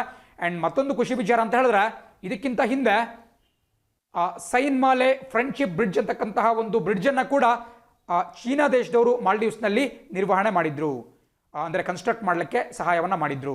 ನಿಮಗೆಲ್ಲ ಒಂದು ವಿಚಾರ ಗೊತ್ತಿರಬೇಕು, ಮಾಲ್ಡೀವ್ಸ್ ಭಾರತದ ಒಂದು ಮಿತ್ರ ರಾಷ್ಟ್ರ ಆದರೂ ಕೂಡ ಅಲ್ಲಿ ಕೆಲವೊಂದು ಸರ್ಕಾರಗಳು, ಕೆಲವೊಂದು ಅಧ್ಯಕ್ಷರುಗಳು ಭಾರತದ ಹಿತಾಸಕ್ತಿಗೆ ವಿರುದ್ಧವಾಗಿ ನಡ್ಕೊಳ್ತಾ ಇರ್ತಾರೆ. ಇದಕ್ಕೆ ಬೆಸ್ಟ್ ಎಕ್ಸಾಂಪಲ್ ಅಂತ ಹೇಳಿದ್ರೆ, ಇದಕ್ಕಿಂತ ಹಿಂದೆ ಮಾಲ್ಡೀವ್ಸ್ ದೇಶದ ಅಧ್ಯಕ್ಷರಾಗಿದ್ದಂತಹ ಅಬ್ದುಲ್ಲಾ ಯಮೀನ್ ಅವರು ಸಂಪೂರ್ಣವಾಗಿ ಚೀನಾ ದೇಶಕ್ಕೆ ಸಹಾಯವನ್ನು ಮಾಡಿದ್ರು. ಅದು ಭಾರತದ ಕಣ್ಣನ್ನು ಕೆಂಪಗೆ ಮಾಡಿತ್ತು. ಸೊ ಹಾಗಾಗಿ ಒಂದು ರಿಪೋರ್ಟ್ ಹೇಳುವ ಪ್ರಕಾರ ನಮ್ಮ ರಿಸರ್ಚ್ ಆ್ಯಂಡ್ ಅನಾಲಿಸಿಸ್ ವಿಂಗ್, ನಮ್ಮ ರಾ ಏನಿದೆ, ಅವರು ಒಂದು ಸ್ವಲ್ಪ ಕುಮ್ಮಕ್ಕನ್ನು ಕೊಟ್ಟು ಈ ಅಬ್ದುಲ್ಲಾ ಯಮೀನ್ ಸರ್ಕಾರವನ್ನು ಹೋಗುವಂತೆ ಮಾಡಿ ಪ್ರಸಕ್ತವಾಗಿ ಇಬ್ರಾಹಿಂ ಮೊಹಮ್ಮದ್ ಸೋಲಿಹ್ ಅನ್ನುವಂತಹ ವ್ಯಕ್ತಿಯನ್ನ ಅಲ್ಲಿನ ಅಧ್ಯಕ್ಷ ಗಾದಿಯಲ್ಲಿ ಕೂರಿಸಿದೆ. ಇವರು ಪ್ಯೂರ್ಲಿ ಇಂಡಿಯಾವನ್ನು ಸಪೋರ್ಟ್ ಮಾಡ್ತಾರೆ. ಬಟ್ ಅವ್ರಿಗಿಂತ ಮುಂಚೆ ಅಬ್ದುಲ್ಲಾ ಯಮೀನ್ ಚೀನಾ ಸಪೋರ್ಟ್ ಇದ್ರು. ಬಟ್ ಅಬ್ದುಲ್ಲಾ ಯಮೀನ್ಗಿಂತ ಮುಂಚೆ ನಮಗೆ ಮೊಹಮ್ಮದ್ ನೌಶಾದ್ ಅನ್ನುವಂತಹ ಒಬ್ಬ ವ್ಯಕ್ತಿ ಕಂಡು ಬರ್ತಾರೆ. ಅವರು ಪ್ರಸಕ್ತವಾಗಿ ಈ ಮಾಲ್ಡೀವ್ಸ್ನ ಪಾರ್ಲಿಮೆಂಟ್ನ ಸ್ಪೀಕರ್ ಆಗಿದ್ದಾರೆ. ಅವರಂತೂ ಪ್ಯೂರ್ಲಿ ಇಂಡಿಯಾವನ್ನು ಸಪೋರ್ಟ್ ಮಾಡ್ತಾ ಇದ್ರು. ಸೊ ಇಂಟರ್ನ್ಯಾಷನಲ್ ಅಫೇರ್ಸ್ ನಮಗೆ ಬಹಳ ಚೆನ್ನಾಗಿ ಗೊತ್ತಿರಬೇಕಾಗುತ್ತೆ. ಪ್ರಪಂಚದ ಆಗುಹೋಗುಗಳು ನಮಗೆ ಪರೀಕ್ಷಾ ದೃಷ್ಟಿಯಿಂದ ಬಹಳ ಪ್ರಮುಖವಾಗಿರ್ತವೆ. ಸೊ ಈಗ ನಿಮಗೆ ಸೈನ್ ಮಾಲೆ ಫ್ರೆಂಡ್ಶಿಪ್ ಅರ್ಥ ಆಯಿತು. ಫ್ರೆಂಡ್ಶಿಪ್ ಬ್ರಿಡ್ಜ್ ಅವ್ರ ಹೆಸರಲ್ಲೇ ಫ್ರೆಂಡ್ಶಿಪ್ ಅಂತ ಇನ್ಕ್ಲೂಡ್ ಮಾಡ್ಕೊಂಡಿದ್ದಾರೆ. ಬಿಕಾಸ್ ಚೀನಾದವರ ಏನೇನಪ್ಪ ಅಂತ ಹೇಳಿದ್ರೆ, ಈ ಮಾಲ್ಡೀವ್ಸ್ ಜೊತೆ ನಾವು ಎಷ್ಟು ಫ್ರೆಂಡ್ಶಿಪ್ಪನ್ನು ಹೊಂದಿದ್ದೀವಿ ಅಂತ ಅವರಿಗೆ ಗೊತ್ತಾಗಬೇಕು, ಅಥವಾ ಅದನ್ನು ಸಿಂಬಲೈಸ್ ಮಾಡುವಂತಹ ದೃಷ್ಟಿಯಿಂದ ಆ ಬ್ರಿಡ್ಜ್ನ ಹೆಸರಲ್ಲೇ ಸೈನ್ ಮಾಲೆ ಫ್ರೆಂಡ್ಶಿಪ್ ಬ್ರಿಡ್ಜ್ ಅಂತ ಇಡಲಾಗಿದೆ. ಇಲ್ಲಿ ಸೈನ್ ಅಂದ್ರೇನು? ಚೀನಾ ಅಂತೇಳಿ. ನಾವು ಇಂಡೋ ಚೈನಾ ವಾರ್ನ ನಾವು ಸೈನೋ ಇಂಡಿಯನ್ ವಾರ್ ಅಂತೆಲ್ಲ ಕರಿತೀವಿ. ಸೈನೋ ಅಂತ ಬಂದರೆ ಅದು ಚೀನಾವನ್ನು ರಿಪ್ರೆಸೆಂಟ್ ಮಾಡುತ್ತೆ. ಸೊ ಸೈನ್ ಮಾಲೆ ಫ್ರೆಂಡ್ಶಿಪ್ ಬ್ರಿಡ್ಜ್ ಅಂತ ಹೇಳಿದ್ರೆ ಅವೆರಡು ಒಂದು ರಿಲೇಷನನ್ನು ತೋರಿಸ್ಕೊಡುತ್ತೆ. ಫ್ರೆಂಡ್ಶಿಪ್ ಅಂತ ಪರ್ಟಿಕ್ಯುಲರ್ ಯೂಸ್ ಮಾಡಿದ್ದಾರೆ, ಯಾಕಂದರೆ ಇದು ಮಾಲ್ಡೀವ್ಸ್ನವರಿಗೆ ಪ್ರತಿಕ್ಷಣ ಗೊತ್ತಾಗ್ತಾ ಇರಬೇಕು. ಚೀನಾದ ಒಂದು ಸ್ನೇಹದ ಫಲವಾಗಿ ಈ ಒಂದು ಬ್ರಿಡ್ಜ್ ಕನ್ಸ್ಟ್ರಕ್ಟ್ ಆಗಿದೆ. ಬಟ್ ಈ ಸೈನ್ ಮಾಲೆ ಫ್ರೆಂಡ್ಶಿಪ್ ಬ್ರಿಡ್ಜ್ ಎಷ್ಟು ದೊಡ್ಡದಿತ್ತೋ ಅದಕ್ಕಿಂತ ಹಲವು ಪಟ್ಟು ದೊಡ್ಡದಾಗಿ ನಮ್ಮ ಭಾರತ ನಿರ್ಮಾಣ ಮಾಡ್ತಿರ್ತಕ್ಕಂತಹ ಗ್ರೇಟರ್ ಮಾಲೆ ಕನೆಕ್ಟಿವಿಟಿ ಪ್ರಾಜೆಕ್ಟ್ ಇರುತ್ತೆ. ಇದಕ್ಕೆ ಕೇವಲ ಒಂದು ಬ್ರಿಡ್ಜು, 2 ಬ್ರಿಡ್ಜ್ ಇಲ್ಲ, ಬಹಳಷ್ಟು ಬ್ರಿಡ್ಜ್ಗಳು, ಬಹಳಷ್ಟು ಕಾಸ್ವೇಗಳು ಇನ್ಕ್ಲೂಡ್ ಆಗಿರುತ್ತೆ. ಸೊ ಹಾಗಾಗಿ ಚೀನಾ ದೇಶದ ಒಂದು ಲೆಗಸಿಯನ್ನು ಭಾರತ ತೊಡೆದಾಕ್ತಕ್ಕಂತಹ ಪ್ರಯತ್ನವನ್ನು ಮಾಡ್ತಾ ಇದೆ. ಹಾಗಾಗಿ ನೀವು ನೋಟ್ ಡೌನ್ ಮಾಡ್ಕೊಳ್ಳೇಬೇಕಾಗುತ್ತೆ. ಆ್ಯಂಡ್ ಜೊತೆಗೆ ಇನ್ನೊಂದು ಗಮನಿಸ್ತಾ ಇದ್ದೀರಾ, ಭಾರತ ಒಂದು ಲೈನ್ ಆಫ್ ಕ್ರೆಡಿಟನ್ನು ಕೊಡುತ್ತೆ. ಇವಾಗ ನೋಡ್ತಾ ಇರಬಹುದು, line of credit of 400 million, LOC ಅಂತ ಕರಿಬಹುದು. ನೋಡಿ, ಬಹಳ ಜನ LOC ಅಂದ ತಕ್ಷಣ ಲೈನ್ ಆಫ್ ಕಂಟ್ರೋಲ್, ಭಾರತ ಮತ್ತು ಪಾಕಿಸ್ತಾನದ ಗಡಿಯಾಗಿರ್ತಕ್ಕಂತಹ ಲೈನ್ ಆಫ್ ಕಂಟ್ರೋಲ್ ಅಂತ ತಿಳ್ಕೊಂತೀರಾ. ಬಟ್ ಎಕನಾಮಿಕ್ಸ್ ಪಾಯಿಂಟ್ ಆಫ್ ವ್ಯೂವಿಂದ LOC ಅಂತ ಹೇಳಿದ್ರೆ line of credit. Basically line of ಕ್ರೆಡಿಟನ್ನು ನಾವು ಲೋನ್ ಅಂತ ಕೂಡ ಕರಿಬಹುದು. ಇದ್ರ ಬಗ್ಗೆ ಸ್ವಲ್ಪ ಎಕ್ಸ್ಪ್ಲನೇಷನ್ ಕೊಡ್ತೀನಿ. ಯಾಕೆ ಅಂತ ಹೇಳಿದ್ರೆ, ಇತ್ತೀಚೆಗಷ್ಟೇ ನಿಮಗೇನು UPSC ಪರೀಕ್ಷೆಯ ಫಲಿತಾಂಶ ಪ್ರಕಟ ಆಯಿತು. ನೀವು UPSCಯ ಅಣಕು ಸಂದರ್ಶನಗಳು, ಮಾಕ್ ಇಂಟರ್ವ್ಯೂಸ್ನ ನೋಡ್ತೀರಾ ಅಂತ ಹೇಳಿದ್ರೆ, ಇತ್ತೀಚೆಗಷ್ಟೇ ಒಬ್ಬ ರ್ಯಾಂಕ್ ಹೋಲ್ಡರ್ ವಿದ್ಯಾರ್ಥಿಗೆ ಮಾಕ್ ಇಂಟರ್ವ್ಯೂನಲ್ಲಿ ಅಲ್ಲಿನ ಒಂದು ಪ್ಯಾನಲ್ ಸೇಮ್ ಕ್ವಶನ್ ಅನ್ನು ಕೇಳಿತ್ತು, ಲೈನ್ ಆಫ್ ಕ್ರೆಡಿಟನ್ನು ಎಕ್ಸ್ಪ್ಲೇನ್ ಮಾಡಿ ಅಂತ ಹೇಳಿ. ಬೇಸಿಕಲಿ ಆತ ಒಬ್ಬ ಎಕನಾಮಿಕ್ಸ್ ಗ್ರಾಜ್ಯುಯೇಟ್, ಹಾಗಾಗಿ ಎಕನಾಮಿಕ್ಸ್ನ ಇಂತಹ ಪ್ರಶ್ನೆಗಳನ್ನ ಅವರಿಗೆ ಕೇಳಲಾಯಿತು. ಸೊ ಹಾಗಾಗಿ ನೀವು ಕೂಡ ಇರಬೇಕಾಗುತ್ತೆ. UPSC ಪ್ರಶ್ನೆ ಕೇಳಿದ್ದಾರೆ ಅಂತ ಹೇಳಿದ್ರೆ ಇದು ಎಷ್ಟು ಇಂಪಾರ್ಟೆಂಟ್ ಅಂತ ನಿಮಗೆ ಗೊತ್ತಿರಬೇಕಾಗುತ್ತೆ. ಅಂದರೆ UPSC ಮಾಕ್ ಇಂಟರ್ವ್ಯೂ ಅದು ಕೇಳಿದ್ದು. ಸೊ ಲೈನ್ ಆಫ್ ಕ್ರೆಡಿಟ್ ಅಂದರೆ ಅರ್ಥ ಮಾಡ್ಕೊಳ್ತಾ ಹೋಗೋಣ. ಬೇಸಿಕಲಿ ಇದೊಂದು ಲೋನ್, ಬಟ್ ಆದರೂ ಕೂಡ ಯಾಕೆ ಅದನ್ನು ಸಾಲ ಅಥವಾ ಲೋನ್ ಅಂತ ಕರೆಯಲ್ಲ? ಬಿಕಾಸ್ ಒಂದು ವಿಚಾರ ಗೊತ್ತಿರಬೇಕು, ಲೈನ್ ಆಫ್ ಕಂಟ್ರೋಲ್ ಅಂದರೆ ಮಾಮೂಲಿ ಸಾಲದ ಥರ ಸಿಕ್ಕಿಗೆಲ್ಲ ಕೊಡಲ್ಲ. ಬದಲಾಗಿ ಈ ಡೆವಲಪಿಂಗ್ ಕಂಟ್ರೀಸ್ ಅಥವಾ ಅಭಿವೃದ್ಧಿ ಹೊಂದುತ್ತಿರ್ತಕ್ಕಂತಹ ದೇಶಗಳಿಗೆ ಕಡಿಮೆ ಬಡ್ಡಿ ದರದಲ್ಲಿ, ಕಡಿಮೆ ಇಂಟ್ರೆಸ್ಟ್ ರೇಟಲ್ಲಿ ಈ ಲೈನ್ ಆಫ್ ಕ್ರೆಡಿಟನ್ನು ಕೊಡಲಾಗುತ್ತೆ. ಫಾರ್ ಎಕ್ಸಾಂಪಲ್, ಭಾರತ ಮಾಲ್ಡೀವ್ಸ್ಗೆ 400 ಬಿಲಿಯನ್ ಕೊಡ್ತಾ ಇದೆ ಅಂತ ಹೇಳಿದ್ರೆ ಕೆಲವರು ಕನ್ಫ್ಯೂಸ್ ಮಾಡ್ಕೊಳ್ತಾರೆ. ಲೈನ್ ಆಫ್ ಕ್ರೆಡಿಟ್ ಅಂತ ಹೇಳಿದ್ರೆ ಒಂದು ಅನುದಾನ, ಗ್ರ್ಯಾಂಟ್ಸ್ ಅಂತ ತಿಳ್ಕೊತಾರೆ. ನೋಡಿ, ಗ್ರ್ಯಾಂಟ್ಸ್ ಅಥವಾ ಅನುದಾನಕ್ಕೂ ಸಾಲಕ್ಕೂ ಡಿಫ್ರೆನ್ಸ್ ಇದೆ. ಸಾಲವನ್ನು ವಾಪಸ್ ಪಾವತಿ ಮಾಡಬೇಕಾಗುತ್ತೆ. ಗ್ರ್ಯಾಂಟ್ಸ್ ಅಂತ ಹೇಳಿದ್ರೆ ಪಾವತಿ ಮಾಡೋದು ಬೇಡ. ಇದು ಅವರಿಗೆ ಒಂದು ಕೊಡ್ತಾ ಇರತಕ್ಕಂಥ ವಿಚಾರ. ಆ್ಯಂಡ್ ಇವಾಗ ನೀವು ಗಮನಿಸ್ತಾ ಇದ್ದೀರಾ, ನಾವೇನು ಒಟ್ಟು $500 ಮಿಲಿಯನ್ ಕೊಡ್ತಾ ಇದ್ದೀವಿ. ಅದರಲ್ಲಿ $100 ಮಿಲಿಯನ್ ಗ್ರ್ಯಾಂಟ್ ಅಷ್ಟೇ, ಅದು ಅನುದಾನ, ನೀವೇ ಇಟ್ಕೊಳ್ಳಿ ಅಂತ ಹೇಳಿ. ಬಟ್ ಉಳಿದಂತಹ 400 ಲೈನ್ ಆಫ್ ಕ್ರೆಡಿಟ್, ಅಂದರೆ ಬಡ್ಡಿ ದರ ಕಡಿಮೆ ಇರುತ್ತೆ, ಬಟ್ ನೀವು ಹಂತವಾಗಿ ಅದನ್ನು ವಾಪಸ್ ಮಾಡಬೇಕಾಗುತ್ತೆ. ಆ್ಯಂಡ್ ಲೈನ್ ಆಫ್ ಕ್ರೆಡಿಟಲ್ಲಿ ಯಾವ ರೀತಿ ಅಂತ ಹೇಳಿದ್ರೆ ಅವ್ರಿಗೆ ಬೇಕಾದಾಗ ಹಣವನ್ನು ಅವರು ವಿಡ್ರಾ ಮಾಡ್ಕೊಳ್ತಾ ಹೋಗಬಹುದು. ಆ್ಯಂಡ್ ಮತ್ತೊಂದು ವಿಚಾರ ಅಂತ ಹೇಳಿದ್ರೆ, ಭಾರತ ಯಾವುದೇ ದೇಶಕ್ಕೆ ಲೈನ್ ಆಫ್ ಕ್ರೆಡಿಟನ್ನು ಕೊಡ್ತು 100 ಮಿಲಿಯನ್, 200 ಮಿಲಿಯನ್, 300 ಮಿಲಿಯನ್, ಇದು ಕೇವಲ ಮಾಲ್ಡೀವ್ಸ್ ಮಾತ್ರವಲ್ಲ, ಮಾರಿಷಸ್ಗೆ ಕೊಟ್ಟಿದ್ದೀವಿ, ನೇಪಾಳ್ಗೆ ಕೊಟ್ಟಿದ್ದೀವಿ, ಹಿಂದೆ ಮುಂಚೆ ಅಫ್ಘಾನಿಸ್ತಾನ್ಗೆ ಕೂಡ ಕೊಟ್ಟಿದ್ದೀವಿ. ಸೊ ಇಂತಹ ಚಿಕ್ಕ ಪುಟ್ಟ ಅಭಿವೃದ್ಧಿ ಹೊಂದುತ್ತಿರತಕ್ಕಂತಹ ದೇಶಗಳಿಗೆ ಭಾರತ ಲೈನ್ ಆಫ್ ಕ್ರೆಡಿಟನ್ನು ಎಕ್ಸ್ಟೆಂಡ್ ಮಾಡ್ತಾ ಹೋಗುತ್ತೆ. ಲೈನ್ ಆಫ್ ಕ್ರೆಡಿಟ್ ಕೊಟ್ವಿ ಅಂತ ಹೇಳಿದ್ರೆ ನಾವು ಸುಮ್ಮನೆ ಕೊಡಲ್ಲ, ಯಾವುದೋ ಒಂದು ಪರ್ಟಿಕ್ಯುಲರ್ ಪ್ರಾಜೆಕ್ಟ್ಗೆ ಕೊಡ್ತೀವಿ, ಒಂದು ನಿರ್ದಿಷ್ಟ ಯೋಜನೆಗೆ ಕೊಡ್ತೀವಿ. ಆ್ಯಂಡ್ ಒಂದು ವಿಚಾರ ಅಂತ ಹೇಳಿದ್ರೆ, ನಮ್ಮ ಬಳಿ ಲೈನ್ ಆಫ್ ಕ್ರೆಡಿಟ್ ಪಡೆದುಕೊಂಡಂತಹ ಸರ್ಕಾರ ಆ ಒಂದು ಪರ್ಟಿಕ್ಯುಲರ್ ಯೋಜನೆಯನ್ನು ಕಾರ್ಯಗತಗೊಳಿಸಲಿಕ್ಕೆ ಕನಿಷ್ಠ ಪಕ್ಷ 75% ಒಂದು ಮೆಟೀರಿಯಲ್ಸನ್ನು ಭಾರತದಿಂದ ಆಮದು ಮಾಡ್ಕೋಬೇಕಾಗುತ್ತೆ. ಸೊ ಅವರೇನು ಒಟ್ಟು ಇಂಪೋರ್ಟ್ ಮಾಡ್ಕೊಳ್ತಾರೆ ಅದರಲ್ಲಿ 75% ನಮ್ಮ ಇಂಡಿಯಾದಿಂದ ಇಂಪೋರ್ಟ್ ಮಾಡ್ಕೋಬೇಕಾಗುತ್ತೆ. ಸೊ ಲೈನ್ ಆಫ್ ಕ್ರೆಡಿಟ್ ಇಂದ ಒಂದೇ ಕಲ್ಲಲ್ಲಿ 2 ಹಕ್ಕಿ ಹೊಡೆದಂಗಾಗುತ್ತೆ. ಒಂದು, ಆ ಒಂದು ದೇಶದ ಜೊತೆ ಬಾಂಧವ್ಯ ವೃದ್ಧಿ ಮಾಡ್ಕೊಂಡಂಗಾಗುತ್ತೆ, ಆ ದೇಶದ ಅಭಿವೃದ್ಧಿಗೆ ಒಂದು ಸಹಕಾರ ಕೊಟ್ಟಂಗಾಗುತ್ತೆ. ಎರಡನೇದು, ಭಾರತದ ಒಂದು ರಫ್ತನ್ನು, ಎಕ್ಸ್ಪೋರ್ಟನ್ನು ನಾವು ಇನ್ಕ್ರೀಸ್ ಮಾಡ್ದಂಗಾಗುತ್ತೆ. ಆ ಮೂಲಕ ಭಾರತೀಯ ಕಾರ್ಖಾನೆಗಳಿಗೆ, ಉದ್ದಿಮೆಗಳಿಗೆ ಒಂದು ಉತ್ತೇಜನವನ್ನು ಕೊಟ್ಟಂಗಾಗುತ್ತೆ. ಸೊ ಆ 75% ಕೂಡ ಬಹಳ ಪ್ರಮುಖವಾಗಿರುತ್ತೆ. ಫಾರ್ ಎಕ್ಸಾಂಪಲ್, ಈ ಒಂದು ಒಂದು ಬ್ರಿಡ್ಜನ್ನು ಕಟ್ತಾ ಇದ್ದಾರೆ ಮಾಲ್ಡೀವ್ಸ್ನಲ್ಲಿ, ಭಾರತದಿಂದ ಲೈನ್ ಆಫ್ ಕಂಟ್ರೋಲ್ ಪಡೆದುಕೊಂಡು. ಆ ಬ್ರಿಡ್ಜ್ಗೆ ಕೆಲವೊಂದು ಉಪಕರಣಗಳು ಬೇಕು, ಹೈ ಟೆನ್ಷನ್ ಕೇಬಲ್ಗಳು ಬೇಕಾಗುತ್ತೆ. ಈ ಟೆನ್ಷನ್ ಜಾಸ್ತಿ ಇರತಕ್ಕಂತಹ ಸ್ಟೀಲ್ ಕೇಬಲ್ಸ್ ಬೇಕಾಗುತ್ತೆ. ಅದನ್ನು ಮಾಲ್ಡೀವ್ಸ್ನಲ್ಲಿ ಮ್ಯಾನುಫ್ಯಾಕ್ಚರ್ ಮಾಡಲ್ಲ, ಅದನ್ನು ಹೊರಗಡೆಯಿಂದ ತರಿಸ್ಕೋಬೇಕು. ಅವರಿಗೆ ಅದನ್ನು ಸಪ್ಲೈ ಮಾಡಲಿಕ್ಕೆ ಚೀನಾ ರೆಡಿ ಇದೆ, ಇಂಡಿಯಾ ರೆಡಿ ಇದೆ, ಆಸ್ಟ್ರೇಲಿಯಾ ರೆಡಿ ಇದೆ, ಬಟ್ ಅವರು ಭಾರತದಿಂದನೇ ತರಿಸ್ಕೋಬೇಕಾಗುತ್ತೆ. ಬಿಕಾಸ್ 75% ಅವರು ಗೂಡ್ಸನ್ನು ಭಾರತದಿಂದ ತೆಗೆದುಕೊಂಡು ಹೋಗಬೇಕಾಗುತ್ತೆ. ಆ್ಯಂಡ್ ಅಷ್ಟೇ ಅಲ್ಲ, ಅಲ್ಲಿರ್ತಕ್ಕಂತಹ ಭಾರತೀಯ ದೂತಾವಾಸ ಕಚೇರಿ ಇರ್ಬೋದು ಅಥವಾ ರಾಜತಾಂತ್ರಿಕ ಕಚೇರಿಗಳಿರ್ಬೋದು, ಅಂದರೆ ನಾವೇನು ಎಂಬಸಿ ಅಥವಾ ಕಾನ್ಸುಲೇಟ್ ಅಂತ ಕರಿತೀವಿ, ಅವೆಲ್ಲವೂ ಕೂಡ ಅದ್ರ ಮೇಲೆ ಒಂದು ನಿಗಾವನ್ನು ವಹಿಸ್ತವೆ. ಯಾವ ಒಂದು ಪ್ರೋಗ್ರೆಸ್ ಆಗ್ತಿದೆ ಅಂತೇಳಿ ಮಾನಿಟರ್ನ ಮಾಡ್ತಾ ಹೋಗ್ತವೆ. ಇದು ಕೂಡ ಗೊತ್ತಿರಬೇಕಾಗುತ್ತೆ. ಆ್ಯಂಡ್ ಬಾಟಮಲ್ಲಿ ನಿಮಗೆ ಮತ್ತೊಂದು ಕಂಟೆಂಟನ್ನು ತೋರಿಸ್ತಾ ಇದ್ದೀನಿ, ಮೈತ್ರಿ ಎಕ್ಸ್ಪ್ರೆಸ್ ಅಂತ ಹೇಳಿ. ಮೈತ್ರಿ ಎಕ್ಸ್ಪ್ರೆಸ್ ಅಂದರೆ ಏನು ನಿಮಗೆಲ್ಲ ಗೊತ್ತಿದೆ. ನಾನು ಯಾಕೆ ಇದನ್ನು ಇನ್ಕ್ಲೂಡ್ ಮಾಡ್ಕೊಂಡಿದ್ದೀನಿ ಅಂತ ಹೇಳಿದ್ರೆ, ಈ ವಿಚಾರಕ್ಕೂ ಮೈತ್ರಿ ಎಕ್ಸ್ಪ್ರೆಸ್ಸಿಗೂ ಯಾವುದೇ ಲಿಂಕ್ ಇಲ್ಲ. ಬಟ್ ಆದರೂ ಕೂಡ ಈ ಫ್ರೆಂಡ್ಶಿಪ್ ಬ್ರಿಡ್ಜ್ ಅಂತ ಏನು ಚೈನಾದವರು ಕಟ್ಟಿದ್ದಾರೆ, ಇದೇ ಥರ ಭಾರತ ಮತ್ತು ಬಾಂಗ್ಲಾದೇಶ್ ಎರಡೂ ಕೂಡ ನೆರೆಹೊರೆಯ ರಾಷ್ಟ್ರಗಳು, ಇವೆರಡರ ಮಧ್ಯೆ ಒಂದು ಸ್ನೇಹವನ್ನು ವೃದ್ಧಿಗೊಳಿಸುವಂತಹ ದೃಷ್ಟಿಯಿಂದ 2008ನೇ ಇಸ್ವಿಯಲ್ಲಿ ಭಾರತದ ಕೋಲ್ಕತ್ತಾ, ಪಶ್ಚಿಮ ಬಂಗಾಳದ ರಾಜಧಾನಿ ಕೋಲ್ಕತ್ತಾದಿಂದ ಬಾಂಗ್ಲಾದೇಶದ ರಾಜಧಾನಿ ಢಾಕಾ, ಸುಮಾರು 350-360 ಕಿಲೋಮೀಟರ್ ಡಿಸ್ಟೆನ್ಸ್ ಇದೆ, ಅಲ್ಲಿಗೆ ಈ ಮೈತ್ರಿ ಎಕ್ಸ್ಪ್ರೆಸ್ ಅನ್ನುವಂತಹ ಒಂದು ಟ್ರೈನನ್ನು ಬಿಡಲಾಯಿತು. 2008ರಲ್ಲಿ ಇದನ್ನು ಸ್ಟಾರ್ಟ್ ಮಾಡಲಾಯಿತು. ಮೈತ್ರಿ ಅಂದ್ರೇನು? ಅಗೇನ್ ಫ್ರೆಂಡ್ಶಿಪ್ ಅಂತ ಹೇಳಿ, ಸ್ನೇಹ ಅಂತ ಹೇಳಿ. ಸೊ ನಿಮಗೆ ಗೊತ್ತಾಗಬೇಕು ಯಾವ ರೀತಿ ಒಂದು ದೇಶ, ಎರಡು ದೇಶಗಳ ಬಾಂಧವ್ಯ ವೃದ್ಧಿ ಮಾಡಲಿಕ್ಕೆ ಇಂತಹ ಹೆಸರನ್ನ ಕೂಡ ಇಡ್ತಾ ಹೋಗಲಾಗುತ್ತೆ. ಸೊ ಸೈನ್ ಮಾಲೆ, ಫ್ರೆಂಡ್ಶಿಪ್ ಬ್ರಿಡ್ಜ್ ತುಂಬ ಪ್ರಮುಖವಾಗಿ ನಿಮಗೆ ಗೊತ್ತಿರಬೇಕಾಗುತ್ತೆ. ಪರೀಕ್ಷೆಯಲ್ಲಿ ಯಾವ ಬೇಕಾದರೂ ಕೇಳ್ಬೋದು, ಅದು ಯಾವ ದೇಶದಲ್ಲಿ ಬರುತ್ತೆ, ಯಾವ ದೇಶದ ಸಹಾಯದೊಂದಿಗೆ ಅದನ್ನು ಕಟ್ಟಲಾಗಿದೆ, ಇಂತಹ ಪ್ರಶ್ನೆಗಳನ್ನ ಉನ್ನತ ಮಟ್ಟದ ಪರೀಕ್ಷೆಗಳಲ್ಲಿ ಕೇಳ್ತಾರೆ. ಆ್ಯಂಡ್ ನಾನು ಆಗಲೇ ಹೇಳಿದಂಗೆ ಲೈನ್ ಆಫ್ ಕ್ರೆಡಿಟ್ ಇಂಪಾರ್ಟೆಂಟ್ ಆಗಿರತಕ್ಕಂತಹ ಕಾನ್ಸೆಪ್ಟ್ UPSC ಮಾಕ್ ಇಂಟರ್ವ್ಯೂಗಳಲ್ಲಿ ಕೂಡ ಇದನ್ನು ಕೇಳಿದ್ದಾರೆ. ಮುಂದಿನ ಸುದ್ದಿ ನೋಡ್ತಾ ಹೋಗೋಣ. ಸುದ್ದಿ ಹೇಳುತ್ತೆ, write prescriptions in capital letters HC ಅಂತ ಹೇಳಿದ್ರೆ ಹೈಕೋರ್ಟ್ ನಿನ್ನೆ ಒಡಿಶಾ ಹೈಕೋರ್ಟ್ ಅಥವಾ ಒಡಿಶಾದ ಉಚ್ಚ ನ್ಯಾಯಾಲಯ ಒಂದು ಆದೇಶವನ್ನು ಹೊರಡಿಸಿದೆ. ಅದೇನಪ್ಪ ಅಂತ ಹೇಳಿದ್ರೆ, ಏನು ಫಿಸಿಷಿಯನ್ಸ್ ಅಥವಾ ಡಾಕ್ಟರ್ಸ್, ವೈದ್ಯರು ಏನಿರ್ತಾರೆ, ಅವರು ಪ್ರಿಸ್ಕ್ರಿಪ್ಷನನ್ನು ಬರ್ಕೊಡ್ಬೇಕಾದ್ರೆ ಕ್ಯಾಪಿಟಲ್ ಅಕ್ಷರಗಳಲ್ಲಿ ಬರ್ಕೊಡ್ಬೇಕು. ಬಿಕಾಸ್ ಹಿಂದೆ ಬಹಳ ಬಾರಿ ಒಂದು ಕನ್ಫ್ಯೂಷನ್ ಆಗಿಬಿಟ್ಟಿದೆ. ನಿಮಗೆಲ್ಲ ಗೊತ್ತು, ಡಾಕ್ಟರ್ಸ್ ಹ್ಯಾಂಡ್ ರೈಟಿಂಗ್ ಅಂತ ಜನ ಅಣುಗಿಸ್ತಾರೆ. ಬಿಕಾಸ್ ಅಷ್ಟು ಅವರು ಇಲಿಜಿಬಲ್, ಅರ್ಥನೆ ಮಾಡ್ಕೊಳ್ಳೇ ಇರತಕ್ಕಂತಹ ರೀತಿಯಲ್ಲಿ ಹ್ಯಾಂಡ್ ರೈಟಿಂಗಲ್ಲಿ ಬರೀತಾರೆ. ಬಟ್ ಇದರಿಂದ ಎಷ್ಟೋ ಜನದ ಪ್ರಾಣನೇ ಕೂಡ ಹೋಗ್ಬಿಟ್ಟಿದೆ. ಬಿಕಾಸ್ ಈ ಫಾರ್ಮಸಿಸ್ಟ್ ಏನಿರ್ತಾರೆ, ಮೆಡಿಕಲ್ ಶಾಪಲ್ಲಿ ಇರ್ತಕ್ಕಂಥ ವ್ಯಕ್ತಿಗಳಿಗೆ ಆ ಹ್ಯಾಂಡ್ ರೈಟಿಂಗನ್ನು ಅರ್ಥ ಮಾಡ್ಕೊಳ್ತಾನೆ ಅವ್ರು ಯಾವುದೋ ಬೇರೆ ಮೆಡಿಸಿನ್ ಕೊಟ್ಬಿಟ್ಟು ರೋಗಿಯ ಪ್ರಾಣಕ್ಕೆ ಅಪಾಯ ಆದಂತಹ ಸನ್ನಿವೇಶಗಳು ಕೂಡ ನಮ್ಮ ದೇಶದಲ್ಲಿ ಜರುಗಿದ್ದಾವೆ. ಸೊ ಹಾಗಾಗಿ ನಿನ್ನೆ ಒಡಿಶಾ ಹೈಕೋರ್ಟ್ ಕೇಳ್ತಾರೆ, ಇತ್ತೀಚೆಗಷ್ಟೇ ಡಾಕ್ಟರ್ಸ್ ಕ್ಯಾಪಿಟಲ್ ಲೆಟರ್ಸ್ಗಳಲ್ಲಿ, ದಪ್ಪ ಅಕ್ಷರಗಳಲ್ಲಿ ಅಥವಾ ದೊಡ್ಡ ಅಕ್ಷರಗಳಲ್ಲಿ ಬರುತ್ತೆ, ಅದರಲ್ಲಿ ಪ್ರಿಸ್ಕ್ರಿಪ್ಷನನ್ನು ಬರೀಬೇಕು ಅಂತ ಆದೇಶವನ್ನು ಹೊರಡಿಸಿದಂತಹ ಕೋರ್ಟ್ ಯಾವುದು ಅಂತ ಹೇಳಿದ್ರೆ ಒಡಿಶಾ ಹೈಕೋರ್ಟ್, ಒಡಿಶಾ ಉಚ್ಚ ನ್ಯಾಯಾಲಯ. ಆ್ಯಂಡ್ ಇದು ಆ್ಯಕ್ಚುಲಿ 2018ರಲ್ಲೇ ಒಂದು ನ್ಯೂಸಲ್ಲಿತ್ತು. ಬಿಕಾಸ್ ನೀವು ಮುಂದಿನ ಒಂದು ಸ್ಲೈಡ್ನಲ್ಲಿ ಗೊತ್ತಾಗುತ್ತೆ ನಿಮಗೆ. 2018ನಲ್ಲಿ Medical Council of India, MCI ಏನು ಬರುತ್ತೆ, ಅವರು ಇಂತಹದ್ದೇ ಒಂದು ಆದೇಶವನ್ನು ಹೊರಡಿಸಿದ್ರು. 2 ಪಾಯಿಂಟ್ಸನ್ನು ಅವ್ರು ಹೇಳಿದ್ರು. ಒಂದು, ಡಾಕ್ಟರ್ಸ್ ಕ್ಯಾಪಿಟಲ್ ಲೆಟರ್ಸಲ್ಲಿ ಬರೀಬೇಕಾಗುತ್ತೆ ಪ್ರಿಸ್ಕ್ರಿಪ್ಷನ್. ಕ್ಯಾಪಿಟಲ್ ಲೆಟರ್ಸಲ್ಲಿ ಬರೆದಾಗ ಈಸಿಯಾಗಿ ಓದೋಕ್ಕಾಗುತ್ತೆ, ಹ್ಯಾಂಡ್ ರೈಟಿಂಗ್ ತುಂಬ ಕೆಟ್ಟದಾಗಿರಲ್ಲ. ಆ್ಯಂಡ್ ಮತ್ತೊಂದು ಏನಪ್ಪ ಅಂತ ಹೇಳಿದ್ರೆ, ಅವರು ಈ ಔಷಧಿಗಳ ಹೆಸರನ್ನು ಬರೀಬೇಕಾದ್ರೆ ಜೆನರಿಕ್ ನೇಮನ್ನು ಬರೀಬೇಕು. ಜೆನರಿಕ್ ನೇಮ್ ಅಂದ್ರೇನು? ಬೇಸಿಕಲಿ ನೀವು ಯಾವುದೇ ಒಂದು ಔಷಧಿಯನ್ನು ತೊಗೊಳ್ಳಿ, ಯಾವುದೋ ಒಂದು ಕೆಮಿಕಲ್ನ ತೊಗೊಂಡ್ರೆ ಅದರಲ್ಲಿ ಬೇರೆ ಬೇರೆ ಕಂಪನಿಗಳ ಕೆಮಿಕಲ್ ಸಿಗ್ತಾ ಹೋಗುತ್ತೆ.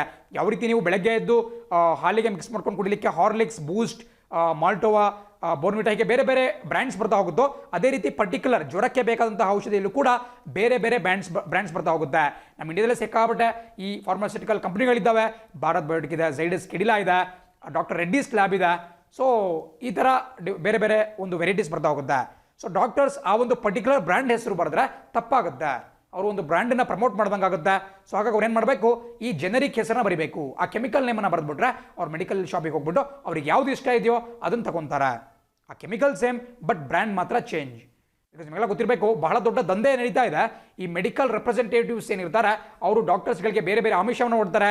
ಈ ಫ್ರಿಜ್ಜನ್ನು ಕೊಡಿಸ್ತಾರೆ, ವಾಷಿಂಗ್ ಮಿಷಿನ್, ಟಿವಿ ಕೊಡಿಸ್ಬಿಟ್ಟು ದುಡ್ಡನ್ನು ಕೊಟ್ಬಿಟ್ಟು ನಮ್ಮ ಬ್ರ್ಯಾಂಡ್ನ ಔಷಧಿಗಳನ್ನೇ ನೀವು ಜಾಸ್ತಿ ಬರೆದು ಸೇಲ್ ಮಾಡಿಸ್ಕೊಡಿ ಅಂತ ಹೇಳಿ ಒಂದು ಆಮಿಷವನ್ನು ಕೂಡ ಕೊಡ್ತಾರೆ. ಸೊ ಅದನ್ನು ತಡೆಗಟ್ಟಬೇಕು ಅಂತ ಹೇಳಿ Medical Council of India MCI 2016 sorry 2018 ಅಲ್ಲ 2016 ಇಂತಹ ಒಂದು ಆದೇಶವನ್ನು ಕೊಟ್ಟಿತ್ತು. ಆ್ಯಂಡ್ MCA ಬಗ್ಗೆ ಇತ್ತೀಚೆಗಷ್ಟೇ ಮತ್ತೊಂದು ವಿಚಾರಕ್ಕೆ ನಾನು ಡಿಸ್ಕಸ್ ಮಾಡ್ತಾ ಇದ್ದೇನೆ. ನಿಮ್ಮ ತಲೆ ಹೊಳಿಬೇಕಾಗುತ್ತೆ. ನೀವು ಡೈಲಿ ಈ ಒಂದು ನ್ಯೂಸನ್ನು ನೋಡ್ತಾ ಇದ್ದೀರಾ ಅಂತ ಹೇಳಿದ್ರೆ, ಈ ಒಂದು ವಿಡಿಯೋನ ನೋಡ್ತಾ ಇದ್ದೀರಿ ಅಂತ ಹೇಳಿದ್ರೆ ನಿಮಗೆ ನೆನಪಾಗಬೇಕು, ಇತ್ತೀಚೆಗಷ್ಟೇ ನಾನು ಮೆಡಿಕಲ್ ಕೌನ್ಸಿಲ್ ಆಫ್ ಇಂಡಿಯಾ ಬಗ್ಗೆ ಮಾತಾಡಿದ್ದೆ. ಯಾಕೆ ಮಾತಾಡಿದ್ದೆ ಅಂತ ಹೇಳಿದ್ರೆ, ಪ್ರಸಕ್ತವಾಗಿ MCI ಅಸ್ತಿತ್ವದಲ್ಲಿಲ್ಲ. 2018 ಅದನ್ನು ಒಂದು ಡಿಸಾಲ್ವ್ ಮಾಡಲಾಗಿದೆ, ವಿಸರ್ಜನೆ ಮಾಡಲಾಗಿದೆ. 2019 ಈಚೆಗೆ ನಮ್ಮ ದೇಶದಲ್ಲಿ ನ್ಯಾಷನಲ್ ಮೆಡಿಕಲ್ ಕಮಿಷನ್ ಅಥವಾ NMC ಅನ್ನುವಂತಹ ಒಂದು ಸಂಸ್ಥೆ ಅಸ್ತಿತ್ವದಲ್ಲಿದೆ. ಇದು MCAಯನ್ನು ರಿಪ್ಲೇಸ್ ಮಾಡಿದೆ, ಅದರ ಜಾಗಕ್ಕೆ ಬಂದಿದೆ. ಇದಕ್ಕೆ ಸಂಬಂಧಪಟ್ಟಂತೆ NMC ಆ್ಯಕ್ಟ್ 2019 ಅನ್ನುವಂತಹ ಒಂದು ಕಾಯ್ದೆಯನ್ನು ಜಾರಿಗೆ ತರಲಾಗಿತ್ತು, National Medical Commission Act. So ಇದು ಕೂಡ ನಿಮಗೆ ಗೊತ್ತಿರಬೇಕಾಗುತ್ತೆ. ಆ್ಯಂಡ್ ಇಷ್ಟು ನೋಡೋದು ಮಾಡ್ಕೊಳ್ತಾ ನಾವು ಒಡಿಶಾ ಹೈಕೋರ್ಟನ್ನು ನೆನ್ಪಿಟ್ಕೊಳ್ತಾ ಮುಂದಿನ ಸುದ್ದಿಯತ್ತ ಗಮನ ಹರಿಸೋಣ. ಸುದ್ದಿ ಹೇಳುತ್ತೆ, speedy justice for families of 2 rape victims promised. ನೋಡಿ, ಈ ವಿಚಾರವನ್ನು ಯಾಕೆ ಎತ್ಕೊಂಡಿದ್ದೀನಿ ಅಂತ ಹೇಳಿದ್ರೆ, ಇತ್ತೀಚೆಗಷ್ಟೇ 2 ಹೇಯ ಕೃತ್ಯಗಳು ನಮ್ಮ ಕರ್ನಾಟಕದಲ್ಲೇ ನಡೆದವು, ಸ್ಪೆಷಲಿ ಉತ್ತರ ಕರ್ನಾಟಕ ಭಾಗದಲ್ಲಿ. ಬಟ್ ಅದನ್ನೆಲ್ಲ ನೀವು ನ್ಯೂಸ್ ಪೇಪರ್ ಓದಿರ್ತೀರಾ. ಬಟ್ ಇವತ್ತು ಏನಪ್ಪ ನ್ಯೂಸ್ ಅಂತ ಹೇಳಿದ್ರೆ, ಆ ಒಂದು ಸಂತ್ರಸ್ತರ ಮನೆಗೆ ನಿಮಗೆ ಚಿತ್ರದಲ್ಲಿ ಕಾಣ್ತಿರ್ತಕ್ಕಂತಹ ಪ್ರಮೀಳಾ ನಾಯ್ಡು ಅನ್ನುವಂತಹ ಮಹಿಳೆ ಭೇಟಿಯನ್ನು ಕೊಟ್ಟಿದ್ರು. ಪ್ರಮೀಳಾ ನಾಯ್ಡು ಅವರ ಹೆಸರನ್ನು ಯಾಕೆ ನಾನು ತೆಗೆದುಕೊಳ್ತಾ ಇದ್ದೀನಿ ಅಂತ ಹೇಳಿದ್ರೆ, ಪ್ರಸಕ್ತವಾಗಿ ಅವರು ನಮ್ಮ Karnataka State Commission for women ಅಥವಾ ಕರ್ನಾಟಕ ರಾಜ್ಯ ಮಹಿಳಾ ಆಯೋಗದ ಮುಖ್ಯಸ್ಥೆ ಆಗಿದ್ದಾರೆ. ಪರೀಕ್ಷೆ ಕೇಳಬಹುದು, ನಮ್ಮ KPSC ಎಕ್ಸಾಮ್ಸಲ್ಲಿ ಕೇಳ್ತಾರೆ.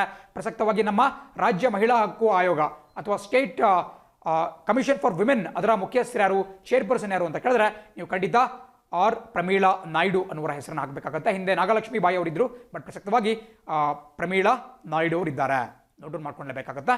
ಅದೇ ರೀತಿ ನಾವು ನ್ಯಾಷನಲ್ ಕಮಿಷನ್ ಫಾರ್ ವಿಮೆನ್ ಬಗ್ಗೆ ಕೂಡ ನೋಡಬೇಕಾಗುತ್ತೆ.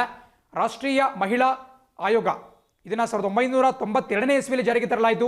ಡೇಟ್ಗಳು ಕೂಡ ಬಹಳ ಇಂಪಾರ್ಟೆಂಟ್, ಬಿಕಾಸ್ 1992 ಅಲ್ಲಿ ಹಲವಾರು ಕಮಿಟಿಗಳನ್ನು ರಚನೆ ಮಾಡಲಾಗುತ್ತೆ, ಈ ಆಯೋಗಗಳನ್ನು ರಚನೆ ಮಾಡಲಾಗುತ್ತೆ. ಅದೇ ರೀತಿ 1993 ಅಲ್ಲಿ ನಿಮಗೆ ಬೇರೆ ಬೇರೆ NHRC ಇರಬಹುದು, ಹ್ಯೂಮನ್ ರೈಟ್ಸ್ ಕಮಿಷನ್, ಹೀಗೆ ರಚನೆ ಆಗ್ತಾ ಹೋಗುತ್ತೆ. ಸೊ 1992 ಅಲ್ಲಿ ಸ್ಥಾಪನೆಯಾದಂತಹ ರಾಷ್ಟ್ರೀಯ ಮಹಿಳಾ ಆಯೋಗ, ನ್ಯಾಷನಲ್ ಕಮಿಷನ್ ಫಾರ್ ವಿಮೆನ್ ಬಹಳ ಪ್ರಮುಖವಾಗಿರಬೇಕು. ನಮ್ಮ ದೇಶದಲ್ಲಿ ಎಲ್ಲೇ ಮಹಿಳೆಯರ ಹಕ್ಕುಗಳ ಉಲ್ಲಂಘನೆ ಆದರೆ, ಮಹಿಳೆಯರ ಮೇಲೆ ದೌರ್ಜನ್ಯ ಉಂಟಾದರೆ ಮೊಟ್ಟ ಮೊದಲಿಗೆ ಕಾರ್ಯಪ್ರವೃತ್ತವಾಗ್ತಕ್ಕಂತಹದ್ದು ಇದೇ ನ್ಯಾಷನಲ್ ಕಮಿಷನ್ ಫಾರ್ ವಿಮೆನ್. ಇದೊಂದು ಶಾಸನಬದ್ಧ ಸಂಸ್ಥೆ, ಶಾಸನಬದ್ಧ ಒಂದು ಹುದ್ದೆ, ಅದು ಸ್ಟ್ಯಾಚ್ಯುಟರಿ ಬಾಡಿ. ಯಾಕಪ್ಪ ಅಂತ ಹೇಳಿದ್ರೆ 1990 ಇಸ್ವಿಯಲ್ಲಿ NCW ಆ್ಯಕ್ಟ್ ಅನ್ನು ನಮ್ಮ ಪಾರ್ಲಿಮೆಂಟ್ ಜಾರಿಗೆ ತಂದಿರುತ್ತೆ. National Commission for Women Act 1990 ಅದರ ಅಡಿಯಲ್ಲಿ 1992 ಅಲ್ಲಿ ಇದರ ಸ್ಥಾಪನೆ ಕೂಡ ಆಗುತ್ತೆ. ಆ್ಯಂಡ್ ಪ್ರಸಕ್ತವಾಗಿ ರೇಖಾ ಶರ್ಮಾ ಅವರು ಈ NCWನ ಚೇರ್ಪರ್ಸನ್ ಆಗಿದ್ದಾರೆ. ರೇಖಾ ಶರ್ಮಾ ಇಂಪಾರ್ಟೆಂಟ್, ಅದೇ ರೀತಿ ಪ್ರಮೀಳಾ ನಾಯ್ಡು ಅವರು ಕೂಡ ಇಂಪಾರ್ಟೆಂಟ್ ಆಗ್ತಾರೆ. ಆ್ಯಂಡ್ ನಮ್ಮ ಕರ್ನಾಟಕದಲ್ಲಿ ಸ್ಟೇಟ್ ಕಮಿಷನ್ ಫಾರ್ ವಿಮೆನ್ ಅನ್ನು 1995 ಎಸ್ಟಾಬ್ಲಿಷ್ ಮಾಡಲಾಯಿತು. 1995 ಇದಕ್ಕೆ ಸಂಬಂಧಪಟ್ಟಂತೆ ಒಂದು ಕಾಯ್ದೆಯನ್ನು ಜಾರಿಗೆ ತಂದುಬಿಟ್ಟು Karnataka State Commission for Women ಅನ್ನು ಸ್ಥಾಪನೆ ಮಾಡಲಾಯಿತು. ಮುಂದಿನ ಸುದ್ದಿ ನೋಡ್ತಾ ಹೋಗೋಣ. ಸುದ್ದಿ ಹೇಳುತ್ತೆ, navy should design and develop armaments. Rajnath, ನೆನ್ನೆ ನಮ್ಮ ರಕ್ಷಣಾ ಸಚಿವ ಡಿಫೆನ್ಸ್ ಮಿನಿಸ್ಟರ್ ರಾಜನಾಥ್ ಸಿಂಗ್ ಅವರು ಮತ್ತೊಂದು ಮಹತ್ತರವಾದಂತಹ ಘೋಷಣೆ ಮಾಡಿದ್ದಾರೆ. ಅದೇನಪ್ಪ ಅಂತ ಹೇಳಿದ್ರೆ, ನಮ್ಮ ಭಾರತೀಯ ನೌಕಾಪಡೆಯಲ್ಲಿ ಈ ಒಂದು ಸ್ವದೇಶಿ ನಿರ್ಮಿತ ಮತ್ತು ಅವರೇ ಒಂದು ಓನ್ ಡೆವಲಪ್ ಮಾಡಿರ್ತಕ್ಕಂತಹ ಆರ್ಮಮೆಂಟ್ಸ್ ಇರಬಹುದು ಅಥವಾ ಬೇರೆ ಬೇರೆ ಶಿಪ್ಸ್ ಇರಬಹುದು, ಇವುಗಳನ್ನು ಅಭಿವೃದ್ಧಿಪಡಿಸಲಿಕ್ಕೆ ಒಂದು ಹೊಸ ಸಂಸ್ಥೆಯ ಒಂದು ಹುಟ್ಟುಹಾಕಿದ್ದಾರೆ. ಅದರ ಹೆಸರು ಬಹಳ ಪ್ರಮುಖವಾಗಿದೆ, ಖಂಡಿತ ಕೇಳ್ತಾರೆ, ಸ್ಪೆಷಲಿ ಉನ್ನತ ಮಟ್ಟದ ಪರೀಕ್ಷೆಯಲ್ಲಿ ಕೇಳ್ತಾರೆ. ಇತ್ತೀಚೆಗಷ್ಟೇ ರಕ್ಷಣಾ ಸಚಿವರು ಈ ಭಾರತೀಯ ನೌಕಾಪಡೆಯಲ್ಲಿ ಈ ಇನೋವೇಷನನ್ನು ಅಥವಾ ಆವಿಷ್ಕಾರವನ್ನು ವೃದ್ಧಿಗೊಳಿಸಲಿಕ್ಕೆ ಯಾವ ಸಂಘಟನೆಯನ್ನು ಹುಟ್ಟಾಕಿದ್ದಾರೆ ಅಂತ ಕೇಳಿದ್ರೆ ನೀವು NIIO ಅಂತ ಟಿಕ್ ಮಾಡಬೇಕಾಗತ್ತೆ. NIIO ಅಂತ ಹೇಳಿದ್ರೆ Naval innovation and Indigenisation Organisation. ಈ ಬಗ್ಗೆ ಕೂಡ ನಿಮಗೆ ಕಾಣಿಸ್ತಾ ಇರಬಹುದು. National Innovation and Indigenisation Organisation, ಇಲ್ಲಿ ಐ ಆಗಬೇಕು, ಈ ಆಗಿದೆ ಇಂಡಿಜಿನೈಸೇಷನ್. ಸೊ ಇನೋವೇಷನ್ ಅಂದರೆ ಏನು, ನಮಗೆಲ್ಲ ಗೊತ್ತು, ಆವಿಷ್ಕಾರ ಮಾಡುವುದು, ಇನೋವೇಟ್ ಮಾಡುವುದು ಅಂತ ಹೇಳಿ. ಅದೇ ರೀತಿ ಇಂಡಿಜಿನೈಸೇಷನ್ ಅಂತ ಹೇಳಿದ್ರೆ ನಮ್ಮ ಸ್ವದೇಶಿ ಅಂತ ಹೇಳಿ, ನಮ್ಮ ದೇಶದಲ್ಲೇ ನಾವು ಉತ್ಪಾದನೆ ಮಾಡ್ಕೋಬೇಕು. ಬಿಕಾಸ್ ನಿಮಗೆಲ್ಲ ಗೊತ್ತಿರಬೇಕು, ಇತ್ತೀಚಿನವರೆಗೂ ಕೂಡ ಭಾರತ ಪ್ರಪಂಚದ ಅತಿ ದೊಡ್ಡ ಶಸ್ತ್ರಾಸ್ತ್ರಗಳ ಆಮದುದಾರ ಆಗಿತ್ತು. The largest arms importer in the world. But ಕಳೆದ 1-2 ವರ್ಷಗಳ ಹಿಂದೆ ಸೌದಿ ಅರೇಬಿಯಾ ನಮ್ಮನ್ನು ಹಿಂದಕ್ಕೆ ಬಿಟ್ಟು ಪ್ರಪಂಚದ ಅತಿದೊಡ್ಡ ಶಸ್ತ್ರಾಸ್ತ್ರಗಳ ಆಮದುದಾರಾಗಿ ಹೊರಹೊಮ್ಮಿದೆ.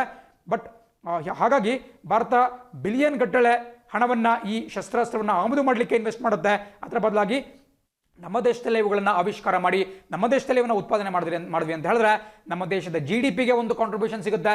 ನಮ್ಮ ದೇಶದಲ್ಲಿ ಈ ಒಂದು ಉದ್ಯೋಗ ಅವಕಾಶ ಜಾಸ್ತಿ ಆಗುತ್ತೆ ಮತ್ತು ನಮ್ಮ ದೇಶದಿಂದ ವಿದೇಶಗಳಿಗೆ ರಫ್ತನ್ನು ಕೂಡ ನಾವು ಜಾಸ್ತಿ ಮಾಡಬಹುದು. ಹಾಗಾಗಿ ಆರ್ಥಿಕತೆಗೆ ಸಹಾಯವಾಗುತ್ತೆ. ಸೊ ಹಾಗಾಗಿ ನ್ಯಾವಲ್ ಇನೋವೇಷನ್ ಆ್ಯಂಡ್ ಇಂಡಿಜಿನೈಸೇಷನ್ ಆರ್ಗನೈಸೇಷನ್ನ ರಾಜನಾಥ್ ಸಿಂಗ್ ಅವರು ಸ್ಥಾಪನೆ ಮಾಡೋದಕ್ಕೆ ಘೋಷಣೆಯನ್ನು ಮಾಡಿದ್ದಾರೆ. Very very important. ಬೇಸಿಕಲಿ ಇದೊಂದು 3 ಟೈರ್ಡ್ ಆರ್ಗನೈಸೇಷನ್, ಅಂದರೆ ಒಂದು 3 ಹಂತಗಳಿರುತ್ತೆ, ಇದರಲ್ಲಿ 3 ಲೇಯರ್ಸ್ ಇರುತ್ತೆ.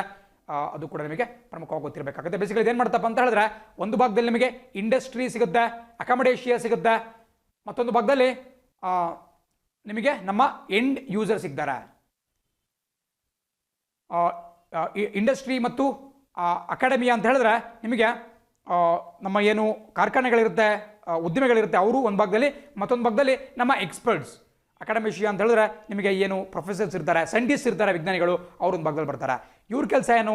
ಈ ಸೈಂಟಿಸ್ಟ್ಸ್ ಅವರು ಇನೋವೇಟ್ ಮಾಡ್ತಾರೆ. ಈ ಬಗ್ಗೆ ಕೂಡ ನೀವು ನೋಡ್ತಾ ಇರಬಹುದು, ಎಂಡ್ ಯೂಸರ್ ಅಂತ ಹೇಳಿ, ಇಂಟ್ರಾಕ್ಷನ್ ಅಂತ ಹೇಳಿ. ಆ್ಯಂಡ್ ಈ ಬಗ್ಗೆ ನೀವು ಗಮನಿಸ್ತಾ ಇರೋ ರೀತಿ ಏನು ಅಕಾಡೆಮಿ ಏನಿರುತ್ತೆ ಅಂದರೆ ನಮ್ಮ ಈ ಏನು ನಾಲೆಜಬಲ್ ಪರ್ಸನ್ಸ್, ಎಕ್ಸ್ಪರ್ಟ್ಸ್ ಏನಿರ್ತಾರೆ, ಅವ್ರ ಕೆಲಸ ಈ ಒಂದು ಆವಿಷ್ಕಾರಕ್ಕೆ ಸಂಬಂಧಪಟ್ಟಂಥ ಹೊಸ ಹೊಸ ಯೋಜನೆಗಳನ್ನು ರೂಪಿಸ್ತಕ್ಕಂಥದ್ದು ಆ್ಯಂಡ್ ಅದನ್ನು ಉತ್ಪಾದನೆ ಮಾಡ್ತಕ್ಕಂಥ ಕೆಲಸವನ್ನು ಕಾರ್ಖಾನೆ ಅಥವಾ ಇಂಡಸ್ಟ್ರಿ ಮಾಡುತ್ತೆ. ಸೊ ಅಕಾಡೆಮಿಯಾ ಅಂತ ಹೇಳಿದ್ರೆ ಸೈಂಟಿಸ್ಟ್ ಮತ್ತು ಪ್ರೊಫೆಸರ್ಸ್, ಈ ಒಂದು ತಜ್ಞರು ಆ್ಯಂಡ್ ಇಂಡಸ್ಟ್ರಿ ಇಬ್ಬರೂ ಕೂಡ ಸೇರಿಕೊಂಡು ಆ ಒಂದು ಉತ್ಪನ್ನಗಳನ್ನು ಉತ್ಪಾದನೆ ಮಾಡ್ತಾರೆ. ಆ್ಯಂಡ್ ಅದನ್ನು ಯಾರು ಬಳಕೆ ಮಾಡ್ತಾರೆ ಅಂತ ಹೇಳಿದ್ರೆ ಎಂಡ್ ಯೂಸರ್ಸ್, ಕೊನೆಯಲ್ಲಿ ಅದನ್ನು ಬಳಕೆ ಮಾಡ್ತಕ್ಕಂಥದ್ದು. ಆ್ಯಂಡ್ ಈ ಒಂದು ವಿಚಾರಗಳಿಗೆ ಬಳಕೆದಾರ ಯಾರಪ್ಪ ಅಂತ ಹೇಳಿದ್ರೆ ನಮ್ಮ ಭಾರತೀಯ ಸೇನೆ, ಅದು ಆರ್ಮಿ ಇರಬಹುದು, ನೇವಿ ಇರಬಹುದು ಅಥವಾ ಏರ್ಫೋರ್ಸ್ ಇರಬಹುದು. ಸೊ ಇಬ್ಬರಿಗೂ ಕೂಡ ಒಂದು ಸಂವಹನ ವ್ಯವಸ್ಥೆಯನ್ನು ಇವರು ಕಲ್ಪಿಸ್ತಾರೆ. ಬಿಕಾಸ್ ನಮ್ಮ ಸ್ವದೇಶಿ ಕಾರ್ಖಾನೆಗಳು, ಸ್ವದೇಶಿ ಈ ಸೈಂಟಿಸ್ಟ್ಗಳು, ವಿಜ್ಞಾನಿಗಳು ಎಂತಹ ಉತ್ಪನ್ನಗಳನ್ನು ರಚನೆ ಮಾಡಬೇಕು ಅಂತ ಹೇಳಿದ್ರೆ ಅದು ನಮ್ಮ ಭಾರತೀಯ ಸೇನೆಗೆ ಬೇಕಾಗಿರಬೇಕು, ನಮ್ಮ ಭಾರತೀಯ ಮಿಲಿಟರಿಗೆ ಬೇಕಾಗಿರಬೇಕು. ಸೊ ಇಬ್ಬರಿಗೂ ಕೂಡ ಒಂದು ಸಂವಹನ ವ್ಯವಸ್ಥೆಯನ್ನು ಜಾರಿ ಮಾಡಲಿಕ್ಕೆ ಈ ನ್ಯಾವಲ್ ಇನೋವೇಷನ್ ಆ್ಯಂಡ್ ಇಂಡಿಜಿನೈಸೇಷನ್ ಆರ್ಗನೈಸೇಷನ್ನ ನಮ್ಮ ದೇಶದಲ್ಲಿ ಅಸ್ತಿತ್ವಕ್ಕೆ ತರಲಾಗ್ತಿದೆ. ಪರೀಕ್ಷೆಯಲ್ಲಿ ಕೂಡ ಕೇಳಬಹುದು, ನೋಟ್ ಡೌನ್ ಮಾಡ್ಕೊಳ್ಳೇಬೇಕಾಗುತ್ತೆ. NIIO. ಮುಂದಿನ ಸುದ್ದಿ ಹೇಳುತ್ತೆ, singer actor Zubin Garg attacked. And ನಿನ್ನೆ ಈಶಾನ್ಯ ಭಾರತದ ಒಬ್ಬ ಪ್ರಖ್ಯಾತ ಗಾಯಕ ಮತ್ತು ನಟ, ಒಬ್ಬ actor and singer Zubin Garg ಅವರ ಮೇಲೆ ಹಲ್ಲೆ ಉಂಟಾಗಿದೆ. ನೋಡಿ, ಹಲ್ಲೆ ಉಂಟಾಗಿರ್ತಕ್ಕಂಥದ್ದು ಬಹಳ ಚಿಕ್ಕ ಘಟನೆ ಆಗಿರಬಹುದು, ಬಟ್ ಆದರೂ ಕೂಡ ಜುಬಿನ್ ಗಾರ್ಗ್ ಅವ್ರ ಬಗ್ಗೆ ನಾವು ತಿಳ್ಕೊಳ್ಳೇಬೇಕಾಗುತ್ತೆ. ಯಾಕೆ ಅಂತ ಹೇಳಿದ್ರೆ ಇವರೊಬ್ಬ ಖ್ಯಾತ ಗಾಯಕ ಮತ್ತು ನಟ ಅನ್ನೋದ್ರಲ್ಲಿ 2 ಮಾತಿಲ್ಲ. ಬಟ್ ಆದರೂ ಕೂಡ ಏನು ಈ ವರ್ಷದ ಸ್ಟಾರ್ಟಿಂಗಲ್ಲಿ ಕ್ಯಾಬ್ ಅಥವಾ CAA, ಸಿಟಿಜನ್ಶಿಪ್ ಅಮೆಂಡ್ಮೆಂಟ್ ಆ್ಯಕ್ಟ್, ಕಳೆದ ವರ್ಷದ ಎಂಡಿನಿಂದನೂ ಕೂಡ ಸ್ಟಾರ್ಟಲ್ಲಿದೆ. ಸೊ ಈ ಏನು ಸಿಟಿಜನ್ಶಿಪ್ ಆ್ಯಕ್ಟ್ಗೆ ತಂದಂತಹ ತಿದ್ದುಪಡಿಯನ್ನು ವಿರೋಧಿಸ್ಬಿಟ್ಟು ಏನು ದೇಶಾದ್ಯಂತ ಪ್ರತಿಭಟನೆಗಳು ಉಂಟಾಗ್ತಾ ಇತ್ತು. ಆ ಒಂದು ಪ್ರತಿಭಟನೆ ನೇತೃತ್ವವನ್ನು ಈಶಾನ್ಯ ಭಾರತದಲ್ಲಿ, ನಾರ್ತ್ ಈಸ್ಟರ್ನ್ ಇಂಡಿಯಾದಲ್ಲಿ ಆ ಒಂದು ನೇತೃತ್ವವನ್ನು ವಹಿಸಿದ್ದು ಇದೇ ಜುಬಿನ್ ಗಾರ್ಗ್ ಅವರು. ಇವರು ಅಸ್ಸಾಂನ ಮುಖ್ಯಮಂತ್ರಿಗಳನ್ನು ಕೂಡ ಖಂಡನೆ ಮಾಡಿದ್ರು, ಸಾಕಷ್ಟು ಒಂದು ವಿವಾದದಲ್ಲಿ ಸಿಲುಕೊಂಡಿದ್ರು ಈ ಕ್ಯಾಬ್ ಅಥವಾ CAA ವಿರುದ್ಧವಾಗಿ ಘೋಷಣೆ ಮಾಡಿಬಿಟ್ಟು. ಯಾಕೆ ಈಶಾನ್ಯ ಭಾರತದಲ್ಲೇ ಹೆಚ್ಚಿನ ಒಂದು ಬೆಂಕಿಯ ಕಿಡಿ ಹೊತ್ಕೊಂಡಿತ್ತು ಅಂತ ಹೇಳಿದ್ರೆ ಈ ಕ್ಯಾಬ್ CAA ಅಂದ್ರೇನು, ಸಿಟಿಜನ್ಶಿಪ್ ಅಮೆಂಡ್ಮೆಂಟ್ ಆ್ಯಕ್ಟ್ ಅಂದ್ರೇನು, ಬೇರೆ ದೇಶಗಳಲ್ಲಿ ಅಂದರೆ ನಮ್ಮ ನೆರೆಯ ದೇಶಗಳಾಗಿರ್ತಕ್ಕಂತಹ ಬಾಂಗ್ಲಾ ಇರಬಹುದು, ಅಫ್ಘಾನಿಸ್ತಾನ್ ಇರಬಹುದು, ಪಾಕಿಸ್ತಾನ ಇರಬಹುದು, ಈ ದೇಶಗಳಲ್ಲಿ ಏನು ನಿರಾಶ್ರಿತರಾಗಿದ್ದಾರೆ, ರೆಫ್ಯೂಜೀಸ್ ಆಗಿದ್ದಾರೆ, ಅಂತಹ ಮುಸ್ಲಿಮೇತರ ವ್ಯಕ್ತಿಗಳಿಗೆ ಭಾರತೀಯ ಪೌರತ್ವವನ್ನು ಕೊಡುವುದು ಈ ಒಂದು ಕಾಯ್ದೆಯ ಉದ್ದೇಶವಾಗಿದ್ದು, ಹಿಂದೂಗಳಿರಬಹುದು, ಬೌದ್ಧರಿರಬಹುದು, ಸಿಖ್ಖರಿರಬಹುದು, ಇಂತಹ ವ್ಯಕ್ತಿಗಳಿಗೆ ಈ ಒಂದು ಸಿಟಿಜನ್ಶಿಪ್ಪನ್ನು ಕೊಡಲಾಗ್ತಾ ಇತ್ತು.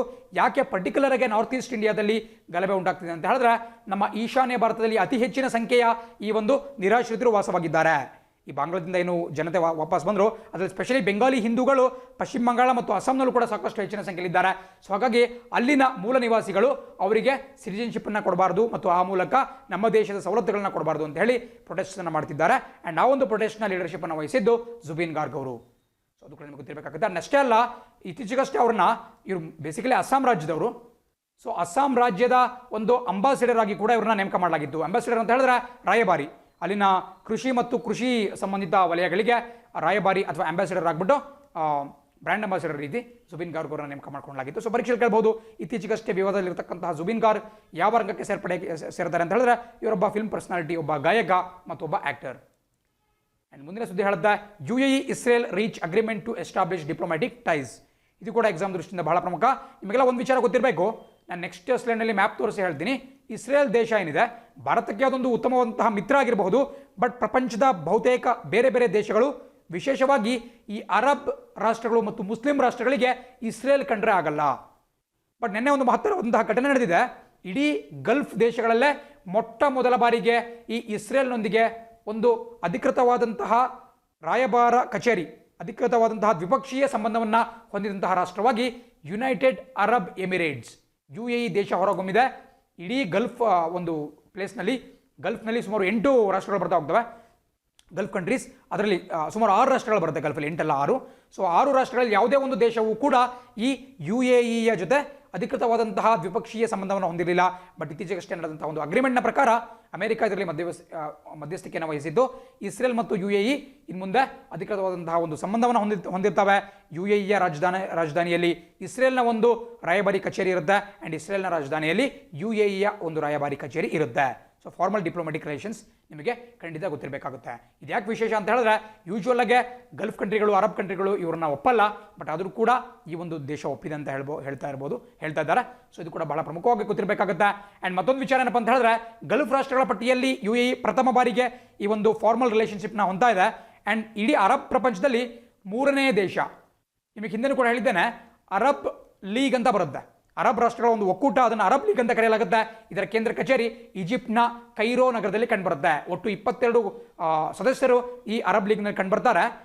ಬಟ್ ಅರಬ್ನಲ್ಲಿ ಒಟ್ಟು 3 ದೇಶಗಳು ಅಂದರೆ ಈ UAEನೂ ಸೇರಿಸಿದಂತೆ ಇಸ್ರೇಲ್ನೊಂದಿಗೆ ಅಧಿಕೃತವಾದಂತಹ ಸಂಬಂಧವನ್ನು ಹೊಂದಿದ್ದಾವೆ. ಸೊ ಯಾವ ಅನ್ನೋದು ಬಹಳ ಪ್ರಮುಖವಾಗುತ್ತೆ, ನೋಟ್ ಡೌನ್ ಮಾಡ್ಕೊಳ್ಳಿ.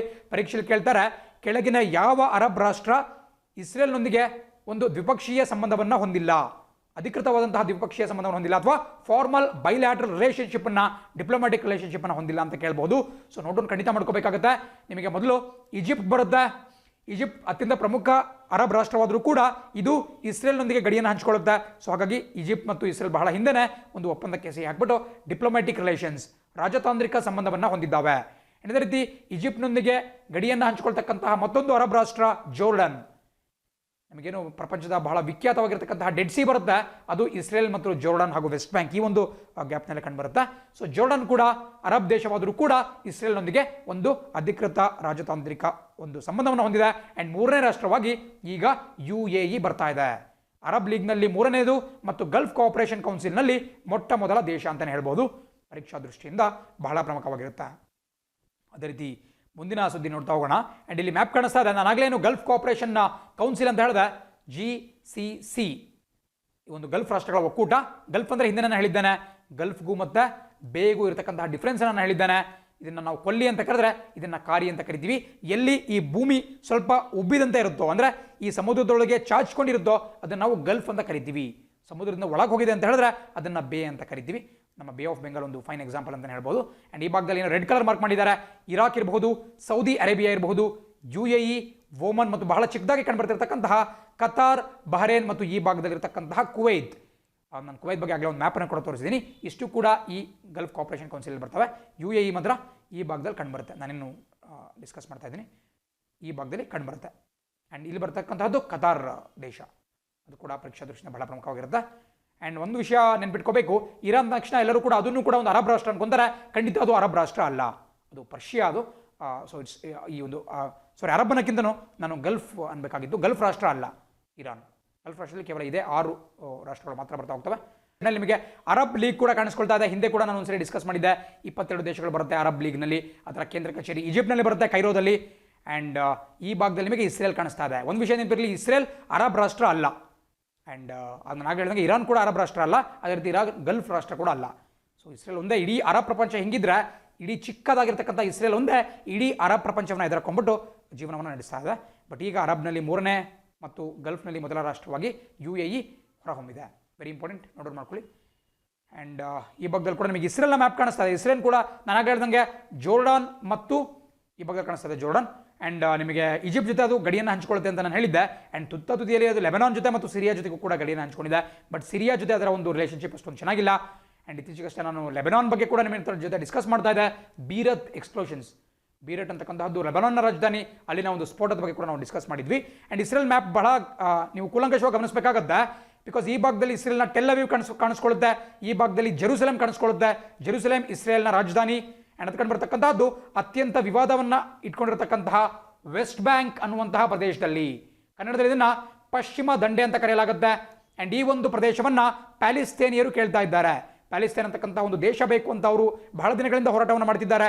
ಬಟ್ ಇಸ್ರೇಲ್ ಅದಕ್ಕೆ ಇನ್ನೂ ಅವಕಾಶವನ್ನು ಕೂಡ ಕೊಟ್ಟಿಲ್ಲ. ಸೊ ವೆಸ್ಟ್ ಬ್ಯಾಂಕ್ ನಿಮಗೆ ಗೊತ್ತಿರಬೇಕಾಗುತ್ತೆ. ಆ್ಯಂಡ್ ಈ ಭಾಗದಲ್ಲಿ ನಿಮಗೆ ಗಾಜಾ ಸ್ಟ್ರಿಪ್ ಕಾಣಿಸ್ಕೊಳ್ಳುತ್ತೆ. ನೀವು ಕಳೆದ ಒಂದು 7-8 ವರ್ಷಗಳ ಹಿಂದೆ ಆದರೆ ಪ್ರತಿನಿತ್ಯ ನಿಮ್ಮ ದಿನಪತ್ರಿಕೆಗಳಲ್ಲಿ ಈ ಗಾಜಾ ಸ್ಟ್ರಿಪ್ ಅಥವಾ ನಾವು ಕನ್ನಡದಲ್ಲಿ ಅದನ್ನು ಗಾಜಾ ಪಟ್ಟಿ ಅಂತ ಕರಿತಿದ್ವಿ. ಸೊ ಈ ಗಾಜಾ ಪಟ್ಟಿಯ ಬಗ್ಗೆ ಸಾಕಷ್ಟು ನ್ಯೂಸ್ಗಳು ಬರ್ತಾ ಇದ್ವು. ಬಟ್ ಈಗ ಸ್ವಲ್ಪ ಕಮ್ಮಿಯಾಗಿದೆ.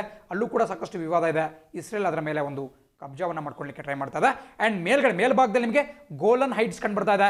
ಇತ್ತೀಚೆಗಷ್ಟೇ ಅದು ಕೂಡ ಸುದ್ದಿಯಲ್ಲಿದ್ದು ಇಸ್ರೇಲ್ ಅದನ್ನು ಅನೆಕ್ಸ್ ಮಾಡ್ಕೊಳ್ತು, ಇಸ್ರೇಲ್ ಅದನ್ನು ವಶಪಡಿಸ್ಕೊಳ್ತು ಅಂತ ಹೇಳಿ ಗೋಲನ್ ಹೈಟ್ಸ್ ಬಗ್ಗೆ ಕೂಡ ಡಿಸ್ಕಸ್ ಮಾಡಲಾಗ್ತಾ ಇತ್ತು. ಪರೀಕ್ಷಾ ದೃಷ್ಟಿಯಿಂದ ಬಹಳ ಪ್ರಮುಖವಾಗಿರುತ್ತೆ, ನೋಟ್ ಮಾಡ್ಕೊಳ್ಳಬೇಕಾಗುತ್ತೆ. ಆ್ಯಂಡ್ ನಾನು ಆಗಲೇ ಹೇಳಿದೆ ನಿಮಗೆ, ಡೆಡ್ ಸಿ ನಮ್ಮ ಭೂಮಿಯ ಮೇಲೆ ಇರತಕ್ಕಂತಹ ಅತ್ಯಂತ lowest point on the earth, ನಮ್ಮ ಲ್ಯಾಂಡ್ ಏನಿದೆ, ಭೂಮಿ ಏನಿದೆ, ಅದರಲ್ಲಿ ಅತ್ಯಂತ ಕೆಳಗಿನ ಭಾಗ, ಅತ್ಯಂತ ಒಂದು ಕಡಿದಾದಂತಹ ಭಾಗ ಅಂತ ಕರಿಬಹುದು. ಕಡಿದಾದಕ್ಕಿಂತ ಕೂಡ ಲೋಯೆಸ್ಟ್ ಪಾಯಿಂಟ್, ಅತ್ಯಂತ ಡೀಪ್ ಆಗಿರತಕ್ಕಂತಹ ಪಾಯಿಂಟ್ ಅಂತ ಕರಿಬಹುದು. ಅದು ಡೆಡ್ ಸಿ ಆಗಿರುತ್ತೆ. ಆ್ಯಂಡ್ ಡೆಡ್ ಸಿಲಿ ಅತಿ ಹೆಚ್ಚಿನ ಒಂದು ಲವಣಾಂಶ ಇರುತ್ತೆ, highest density of salt content ಇರುತ್ತೆ. ಆ್ಯಂಡ್ ಹಾಗಾಗಿ ಅದ್ರ ಮೇಲೆ ತೇಲ್ಬಹುದು. ನೀವು ಆ ಒಂದು ನೀರಿನ ಮೇಲೆ ಮಲ್ಕೊಂಡೇ ದಿನಪತ್ರಿಕೆನ ಓದ್ಬೋದು. ಸೊ ಇಂತಹ ಫೋಟೋಸ್ನೆಲ್ಲ ನೀವು ನೋಡಿರ್ತೀರಾ. ಆ್ಯಂಡ್ ಅಲ್ಲಿ ಯಾವುದೇ ಜಲಚರ ಜೀವಿಗಳು ಕೂಡ ಕಂಡುಬರಲ್ಲ. ಅದು ಪ್ಲಾಂಟ್ಸ್ ಆಗಿರಲಿ ಅಥವಾ ಈ ಅಕ್ವಾಟಿಕ್ ಅನಿಮಲ್ಸ್ ಆಗಿರಲಿ, ಫಿಶ್ಗಳಾಗಿರಲಿ, ಬಿಕಾಸ್ ಅಲ್ಲಿ ಅತಿ ಹೆಚ್ಚಿನ ಲವಣಾಂಶ ಇದೆ. ಅದು ಜೀವವನ್ನು ಸಪೋರ್ಟ್ ಮಾಡಲ್ಲ. ಸೊ ಅತ್ಯಂತ ಒಂದು ಡೀಪ್ ಆಗಿರ್ತಕ್ಕಂಥ ಪ್ರದೇಶ, ಸುಮಾರು 430 ಮೀಟರ್ನಷ್ಟು ಕೆಳಭಾಗದಲ್ಲಿದೆ. ನಮ್ಮ ಮೀನ್ ಸಿ ಲೆವೆಲ್ MSL ಅಥವಾ ನಮ್ಮ ಸಮುದ್ರ ಮಟ್ಟಕ್ಕಿಂತ 430 ಮೀಟರ್ನಷ್ಟು ಅದು ಡೀಪ್ ಆಗಿದೆ. ನಮ್ಮ ಭೂಮಿ ಮೇಲೆ ಇರತಕ್ಕಂಥ ಅತ್ಯಂತ ಡೀಪ್ ಪ್ರದೇಶ ಅಂತ ನಾನು ಕರಿಬಹುದು. ಅದೇ ರೀತಿ ಮುಂದಿನ ಸುದ್ದಿ ನೋಡ್ತಾ ಹೋಗೋಣ. ಸುದ್ದಿ ಹೇಳುತ್ತೆ, inflation accelerates to 6.93%, dimming chances of a rate cut. ನನ್ನ ಈ ಜುಲೈ ತಿಂಗಳಿನ ಇನ್ಫ್ಲೇಷನ್, ಹಿಂದೆ ಹೇಳಿದ್ದೇನೆ ಎಕನಾಮಿಕ್ಸ್ ಟಾಪಿಕ್, ಇನ್ಫ್ಲೇಷನ್ ಅಂತ ಹೇಳಿದ್ರೆ ಹಣದುಬ್ಬರ. ಸೊ ಜುಲೈ ತಿಂಗಳ ಹಣದುಬ್ಬರದ ರಿಪೋರ್ಟ್ ರಿಲೀಸ್ ಆಗಿದೆ. ಆ್ಯಂಡ್ ಅದರ ಪ್ರಕಾರ ನಮ್ಮ ದೇಶದ ಏನು ಇನ್ಫ್ಲೇಷನ್ ಇದೆ, ಹಣದುಬ್ಬರ ಇದೆ, ಅದು 6.93%ಗೆ ಏರಿಕೆ ಆಗಿದೆ. ಸೊ ಒಂದು ವಿಚಾರ ಬಿಟ್ಕೋಬೇಕು, ನಮ್ಮ RBI ಟಾರ್ಗೆಟ್ ಯಾವಾಗಲೂ ಇರತಕ್ಕಂತಹದ್ದು 4%. ಸೊ ಹಾಗಾಗಿ ಅವರು 2 to 6% ಇಟ್ಕೊಳ್ಳಲಿಕ್ಕೆ ಟ್ರೈ ಮಾಡ್ತಾ ಇರ್ತಾರೆ. ಬಟ್ ಈ ಬಾರಿ 6ಗಿಂತ ಜಾಸ್ತಿನೇ ಮೇಲೆ ಹೋಗ್ಬಿಟ್ಟಿದೆ, 6.93. ಸೊ ಹಾಗಾಗಿ ಮುಂಬರುವಂತಹ ದಿನಗಳಲ್ಲಿ ನಮ್ಮ reserve bank of India rate cut ಅಥವಾ ಬಡ್ಡಿ ದರವನ್ನು ಕಡಿತಗೊಳಿಸ್ತಕ್ಕಂತಹ ಒಂದು ಆಸೆಗೆ ತಣ್ಣೀರನ್ನು ಎರಚಿದಂತಾಗಿದೆ. ಇತ್ತೀಚೆಗಷ್ಟೇ ನಮ್ಮ monetary policy committee MPC meet ಮಾಡಿಬಿಟ್ಟು ರೇಟ್ ಕಟ್ಟನ್ನು ಮಾಡಲ್ಲ, ಬಡ್ಡಿ ದರವನ್ನು ಕಡಿಮೆ ಮಾಡಲ್ಲ, ಅಂದರೆ ರೆಪೋ ರೇಟ್ ಇರ್ಬೋದು, ರಿವರ್ಸ್ ರೆಪೋ ರೇಟ್ ಇರ್ಬೋದು, ಅವನ್ನ ಕಟ್ ಮಾಡಲ್ಲ ಅಂತ ಹೇಳಿ ಅವರು ಒಂದು ಹೇಳಿಕೆಯನ್ನು ಕೊಟ್ಟಿದ್ರು. ಇನ್ನು ಮುಂಬರ್ತಕ್ಕಂಥ ದಿನಗಳಲ್ಲೂ ಕೂಡ ಕಟ್ ಮಾಡಲ್ಲ. ಯಾಕಪ್ಪ ಅಂತ ಹೇಳಿದ್ರೆ, ರೆಪೋ ರೇಟ್ ಅಥವಾ ಬಡ್ಡಿ ದರವನ್ನು ಕಟ್ ಮಾಡಿದ್ವಿ ಅಂತ ಹೇಳಿದ್ರೆ ಅಥವಾ ಕಡಿಮೆ ಮಾಡಿದ್ವಿ ಅಂತ ಹೇಳಿದ್ರೆ ಇನ್ಫ್ಲೇಷನ್ ಜಾಸ್ತಿ ಆಗುತ್ತೆ, ಹಣದುಬ್ಬರ ಜಾಸ್ತಿ ಆಗುತ್ತೆ. ಹಣದುಬ್ಬರ ಜಾಸ್ತಿ ಆಯಿತು ಅಂತ ಹೇಳಿದ್ರೆ ದೇಶದಲ್ಲಿ ಹಾಹಾಕಾರ ಉಂಟಾಗುತ್ತೆ. ಹಾಗಾಗಿ ಇಂತಹ ಒಂದು ಕೆಲಸವನ್ನು ಅವರು ಮಾಡಲ್ಲ ಅಂತ ಹೇಳಲಾಗ್ತದೆ. ಆ್ಯಂಡ್ ಸಿಮಿಲರ್ಲಿ ನಿಮಗೆ ಪರೀಕ್ಷೆಯಲ್ಲಿ ಬಹಳ ಬಾರಿ ಕೇಳ್ತಾರೆ, ಹೆಡ್ಲೈನ್ ಇನ್ಫ್ಲೇಷನ್ ಅಂದರೆ ಏನು ಅಂತ ಬಹಳ ಬಾರಿ ಕೇಳಿದ್ದಾರೆ. ಹೆಡ್ಲೈನ್ ಇನ್ಫ್ಲೇಷನ್ ಆಗಿರ್ಬೋದು, ಕೋರ್ ಇನ್ಫ್ಲೇಷನ್ ಆಗಿರ್ಬೋದು, ಹೀಗೆ ಬಹಳ ಕೇಳ್ತಾನೆ ಇರ್ತಾರೆ. ನಿಮಗೆ ಬೇಸಿಕಲಿ ಇನ್ಫ್ಲೇಷನಲ್ಲಿ 2 ವಿಧಗಳು ಬರುತ್ತೆ. ಒಂದು ಹೋಲ್ಸೇಲ್ ಇನ್ಫ್ಲೇಷನ್, ಮತ್ತೊಂದು ರೀಟೇಲ್ ಇನ್ಫ್ಲೇಷನ್. ನೀವು ಹಣದುಬ್ಬರವನ್ನು ಮೆಜರ್ ಮಾಡಬೇಕಾದ್ರೆ 2 ಸೂಚ್ಯಂಕಗಳನ್ನು ಅಥವಾ 2 ಇಂಡೆಕ್ಸ್ಗಳನ್ನು ಮಾನದಂಡವಾಗಿ ಇಟ್ಕೊಂಡ್ಬಿಟ್ಟು ಮೆಜರ್ ಮಾಡ್ತೀರಾ. ಇನ್ಫ್ಲೇಷನ್ನಲ್ಲಿ 2 ಟೈಪ್ ಹೆಂಗೆ ಬರುತ್ತಪ್ಪ ಅಂತ ಹೇಳಿದ್ರೆ, ಒಂದು ಹೋಲ್ಸೇಲ್ ಪ್ರೈಸ್ ಇಂಡೆಕ್ಸ್, WPI ಅಂತ ಕರಿಬಹುದು, ಅಥವಾ ಅದನ್ನು ಕನ್ನಡದಲ್ಲಿ ನಾವು ಸಗಟು ಬೆಲೆ ಸೂಚ್ಯಂಕ, ಹೋಲ್ಸೇಲ್ ಪ್ರೈಸ್ ಇಂಡೆಕ್ಸ್. ಆ್ಯಂಡ್ ಅದರಿಂದ ನಾವು ಇನ್ಫ್ಲೇಷನ್ ಕ್ಯಾಲ್ಕುಲೇಟ್ ಮಾಡಿದ್ರೆ ಅದು ಹೋಲ್ಸೇಲ್ ಇನ್ಫ್ಲೇಷನ್ ಆಗುತ್ತೆ. ಅದೇ ರೀತಿ ಮತ್ತೊಂದು ಸೂಚ್ಯಂಕ ಬರುತ್ತೆ, ಅದನ್ನು ನಾವು ರೀಟೇಲ್ ಪ್ರೈಸ್ ಇಂಡೆಕ್ಸ್ ಅಥವಾ ಚಿಲ್ಲರೆ ಬೆಲೆ ಸೂಚ್ಯಂಕ ಅಂತ ಕರಿತೀವಿ. ಈ ರೀಟೇಲ್ ಮಾರ್ಕೆಟಲ್ಲಿ ಇರತಕ್ಕಂಥ ಒಂದು, ಅಥವಾ ಕನ್ಸ್ಯೂಮರ್ ಪ್ರೈಸ್ ಇಂಡೆಕ್ಸ್ ಅಂತ ಕೂಡ ಕರಿಬೋದು, CPI. ಅದನ್ನು ಗ್ರಾಹಕ ಬೆಲೆ ಸೂಚ್ಯಂಕ. ಒಂದು ಕಡೆ WPI ಬಂದರೆ ಮತ್ತೊಂದು ಕಡೆ CPI ಬರುತ್ತೆ, ಕನ್ಸ್ಯೂಮರ್ ಪ್ರೈಸ್ ಇಂಡೆಕ್ಸ್ ಅಥವಾ ಗ್ರಾಹಕ ಬೆಲೆ ಸೂಚ್ಯಂಕ. ಅದ್ರ ಮೂಲಕ ನಾವು ಮೆಜರ್ ಮಾಡಿದ್ವಿ ಅಂತ ಹೇಳಿದ್ರೆ ರೀಟೇಲ್ ಇನ್ಫ್ಲೇಷನ್ ಅಥವಾ ನಿಮಗೆ ಕನ್ಸ್ಯೂಮರ್ ಇನ್ಫ್ಲೇಷನ್ ಸಿಗ್ತಾ ಹೋಗುತ್ತೆ. ಹೋಲ್ಸೇಲ್ ಇನ್ಫ್ಲೇಷನ್ ಡಿಫರೆನ್ಸ್ ಬರುತ್ತೆ. ಸೊ ನಿಮ್ಮ ಪರೀಕ್ಷೆಯಲ್ಲಿ ಕೇಳ್ತಾರೆ ಬಹಳ ಬಾರಿ, ಈ ಹೆಡ್ಲೈನ್ ಇನ್ಫ್ಲೇಷನ್ ಅಂದರೆ ಏನು ಅಂತ ಕೇಳ್ತಾರೆ. ಯಾವಾಗಲೂ ಕೂಡ ನಮ್ಮ ದೇಶದಲ್ಲಿ ಹೆಡ್ಲೈನ್ ಇನ್ಫ್ಲೇಷನ್ ಅಂತ ಹೇಳಿದ್ರೆ ಈ ಹೋಲ್ಸೇಲ್ ಇನ್ಫ್ಲೇಷನ್ ಇರುತ್ತೆ. ಅದನ್ನು ನಾವು ಈ ಸಗಟು ಒಂದು ಅಥವಾ ಹೆಡ್ಲೈನ್ ಇನ್ಫ್ಲೇಷನ್ ಅಂತ ಕರಿತೀವಿ.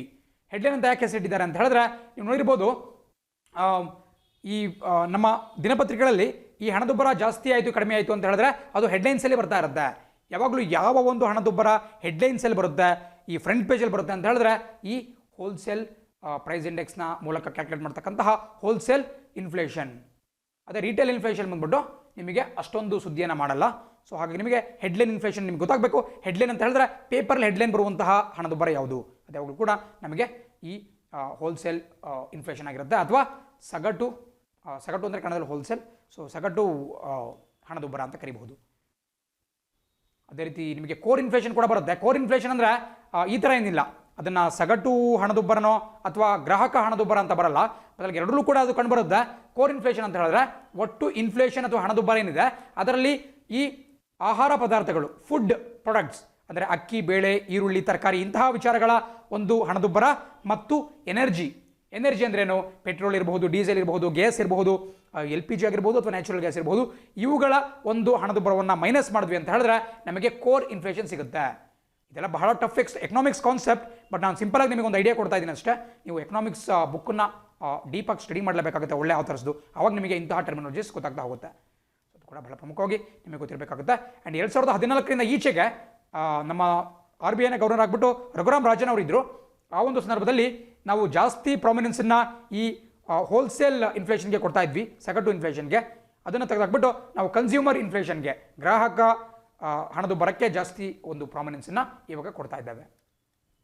ಆ್ಯಂಡ್ ಪರೀಕ್ಷಾ ದೃಷ್ಟಿಯಿಂದ ಪ್ರಮುಖವಾದಂತಹ ಪ್ರಶ್ನೆಗಳು ಕಾಣಿಸ್ಕೊಳ್ತಾ ಇದ್ದಾವೆ. ಮೊದಲನೇ ಪ್ರಶ್ನೆ ಹೇಳುತ್ತೆ, 1.74 ಲ್ಯಾಕ್ಗೂ ಹೆಚ್ಚು ವಿದ್ಯಾರ್ಥಿಗಳಿಗೆ ಉಚಿತ ಸ್ಮಾರ್ಟ್ ಫೋನನ್ನು ಒದಗಿಸುವಂತಹ ಒಂದು ಯೋಜನೆಗೆ, ಸ್ಮಾರ್ಟ್ ಕನೆಕ್ಟ್ ಸ್ಕೀಮ್ ಅನ್ನುವಂತಹ ಯೋಜನೆಗೆ ಯಾವ ಸರ್ಕಾರ ಚಾಲನೆ ಕೊಟ್ಟಿದೆ ಅಂತ ಕೇಳ್ತಿದ್ದಾರೆ.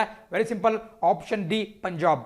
ಸೊ ಪಂಜಾಬ್ನ ಬಗ್ಗೆ ಇತ್ತೀಚೆಗೆ ನಾನು ಡಿಸ್ಕಸ್ ಮಾಡಿದ್ದೆ. ಬಾಸ್ಮತಿ ರೈಸ್ ವಿಚಾರಕ್ಕೆ ಸಂಬಂಧಪಟ್ಟಂಥ ಒಂದು ವಿಚಾರ ಆಗಿರಬಹುದು, ಅಥವಾ ಈ ಖಲಿಸ್ತಾನ್ 6 ಫಾರ್ ಜಸ್ಟಿಸ್ ರವರ ಏನು ರೆಫರೆಂಡಮ್ 2020 ಬಗ್ಗೆ ಮಾತಾಡಬೇಕಾದ್ರೆ ನಾನು ಈ ಪಂಜಾಬ್ CM ಕ್ಯಾಪ್ಟನ್ ಅಮರಿಂದರ್ ಸಿಂಗ್ ಅವ್ರ ಬಗ್ಗೆ ಮಾತಾಡ್ತಾ ಇದ್ದೆ.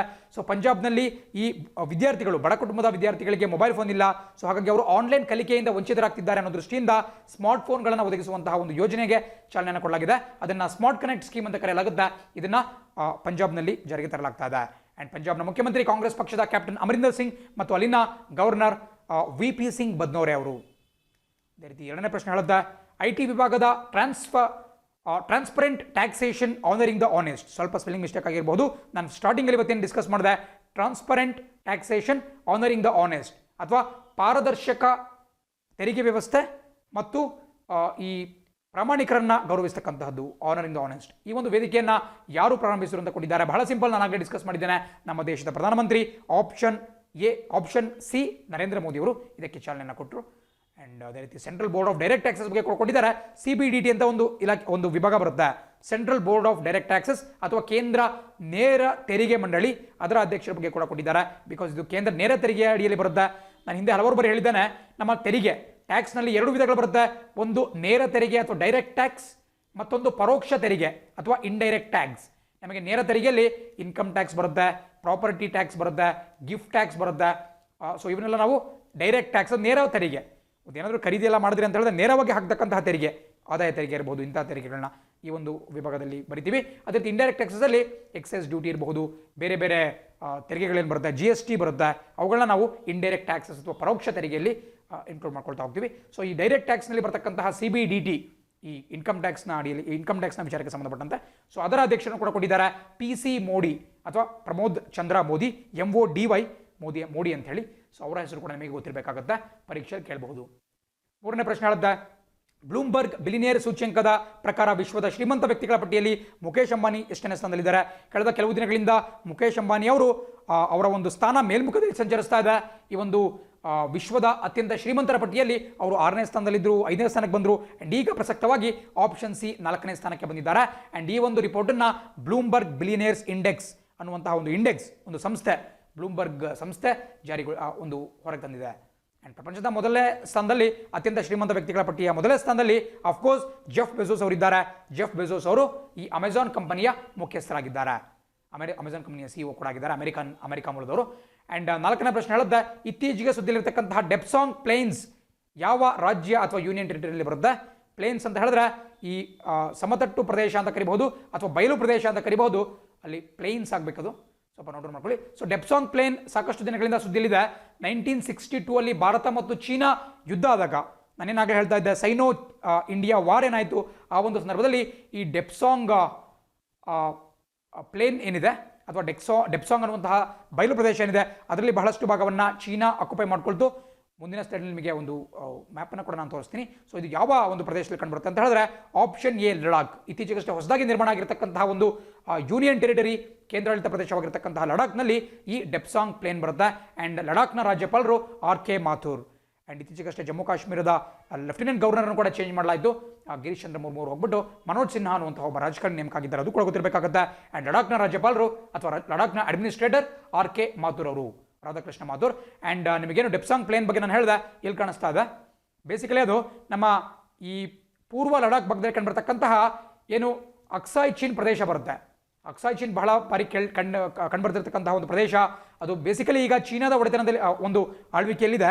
ನಮಗೆ ಏನು ಈ ಭಾಗದಲ್ಲಿ ಪಾಕ್ ಆಕ್ಯುಪೈಡ್ ಕಾಶ್ಮೀರ್ ಬರುತ್ತೆ, POK, ಅದನ್ನು ಪಾಕಿಸ್ತಾನ ವಶಪಡಿಸ್ಕೊಂಡಿದೆ. ಅದೇ ರೀತಿ ಈ ಲಡಾಖ್ನ ಪೂರ್ವ ಭಾಗದಲ್ಲಿ ಕಂಡುಬರ್ತಕ್ಕಂತಹ ಅಕ್ಸಾಯ್ ಚೀನ್ ಭಾಗವನ್ನು ಚೀನಾ ದೇಶ ವಶಪಡಿಸ್ಕೊಂಡಿದೆ. ಆ್ಯಂಡ್ ಅಲ್ಲಿ ದೆಪ್ಸಾಂಗ್ ಬಯಲು ಪ್ರದೇಶ, ದೆಪ್ಸಾಂಗ್ ಪ್ಲೇನ್ ಕಂಡುಬರುತ್ತೆ.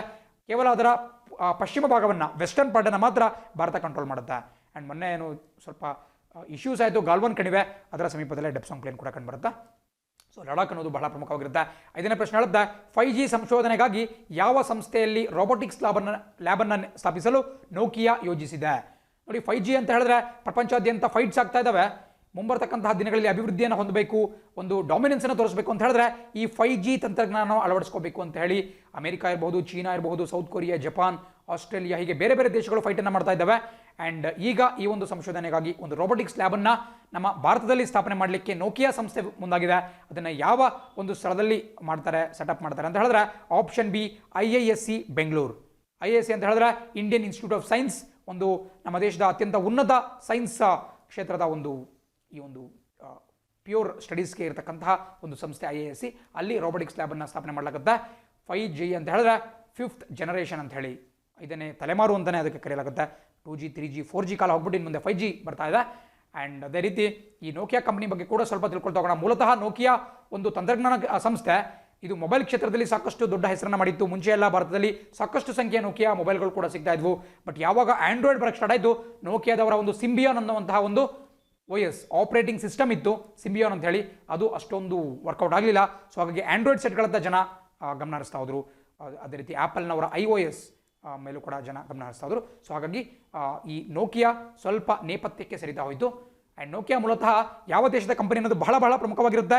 ಇದು ಫಿನ್ಲ್ಯಾಂಡ್ ದೇಶದ ಒಂದು ಹೆಮ್ಮೆಯ ಕಂಪನಿ. ನಾನು ನಿಮಗೆ ಹಿಂದೆ ನಾರ್ಡಿಕ್ ದೇಶಗಳ ಬಗ್ಗೆ ಮಾತಾಡಬೇಕಾದ್ರೆ ಫಿನ್ಲ್ಯಾಂಡ್ ಬಗ್ಗೆ ಡಿಸ್ಕಸ್ ಮಾಡಿದ್ದೇನೆ. ಏನು ನಾರ್ವೆ ಬರುತ್ತೆ, ಫಿನ್ಲ್ಯಾಂಡ್, ಐಸ್ಲ್ಯಾಂಡ್, ನಾರ್ವೆ, ಅದೇ ರೀತಿ ಡೆನ್ಮಾರ್ಕ್ ಎಲ್ಲ ಕಂಡುಬರ್ತವೆ. ಅದೇ ಒಂದು ಸ್ಥಳದಲ್ಲಿ ಫಿನ್ಲ್ಯಾಂಡ್ ಕಂಡುಬರುತ್ತೆ, ಒಂದು ನಾರ್ಡಿಕ್ ದೇಶಗಳಲ್ಲಿ ಒಂದು. ಸೊ ಒಂದು ಫಿನಿಶ್ ಕಂಪನಿ ಅಂತ ಕರೀತಾರೆ, ಬಿಕಾಸ್ ಇದು ಫಿನ್ಲ್ಯಾಂಡ್ನಲ್ಲಿ ತನ್ನ ಒಂದು ಕಚೇರಿಯನ್ನು ಹೊಂದಿರುತ್ತೆ. ಅದೇ ರೀತಿ ಮುಂದಿನ ಸುದ್ದಿ, ಇದರೊಂದಿಗೆ ಇವತ್ತಿನ ಪ್ರಮುಖ ದಿನಪತ್ರಿಕೆಗಳ ವಿಶ್ಲೇಷಣೆ ಮುಕ್ತ ಆಗುತ್ತೆ. ನಾಳೆ ಇದೇ ಸಮಯಕ್ಕೆ ನಿಮ್ಮನ್ನು ಮತ್ತೆ ಭೇಟಿ ಮಾಡ್ತೀನಿ. Thanks for watching the video. C on the flip side. Jai Hind.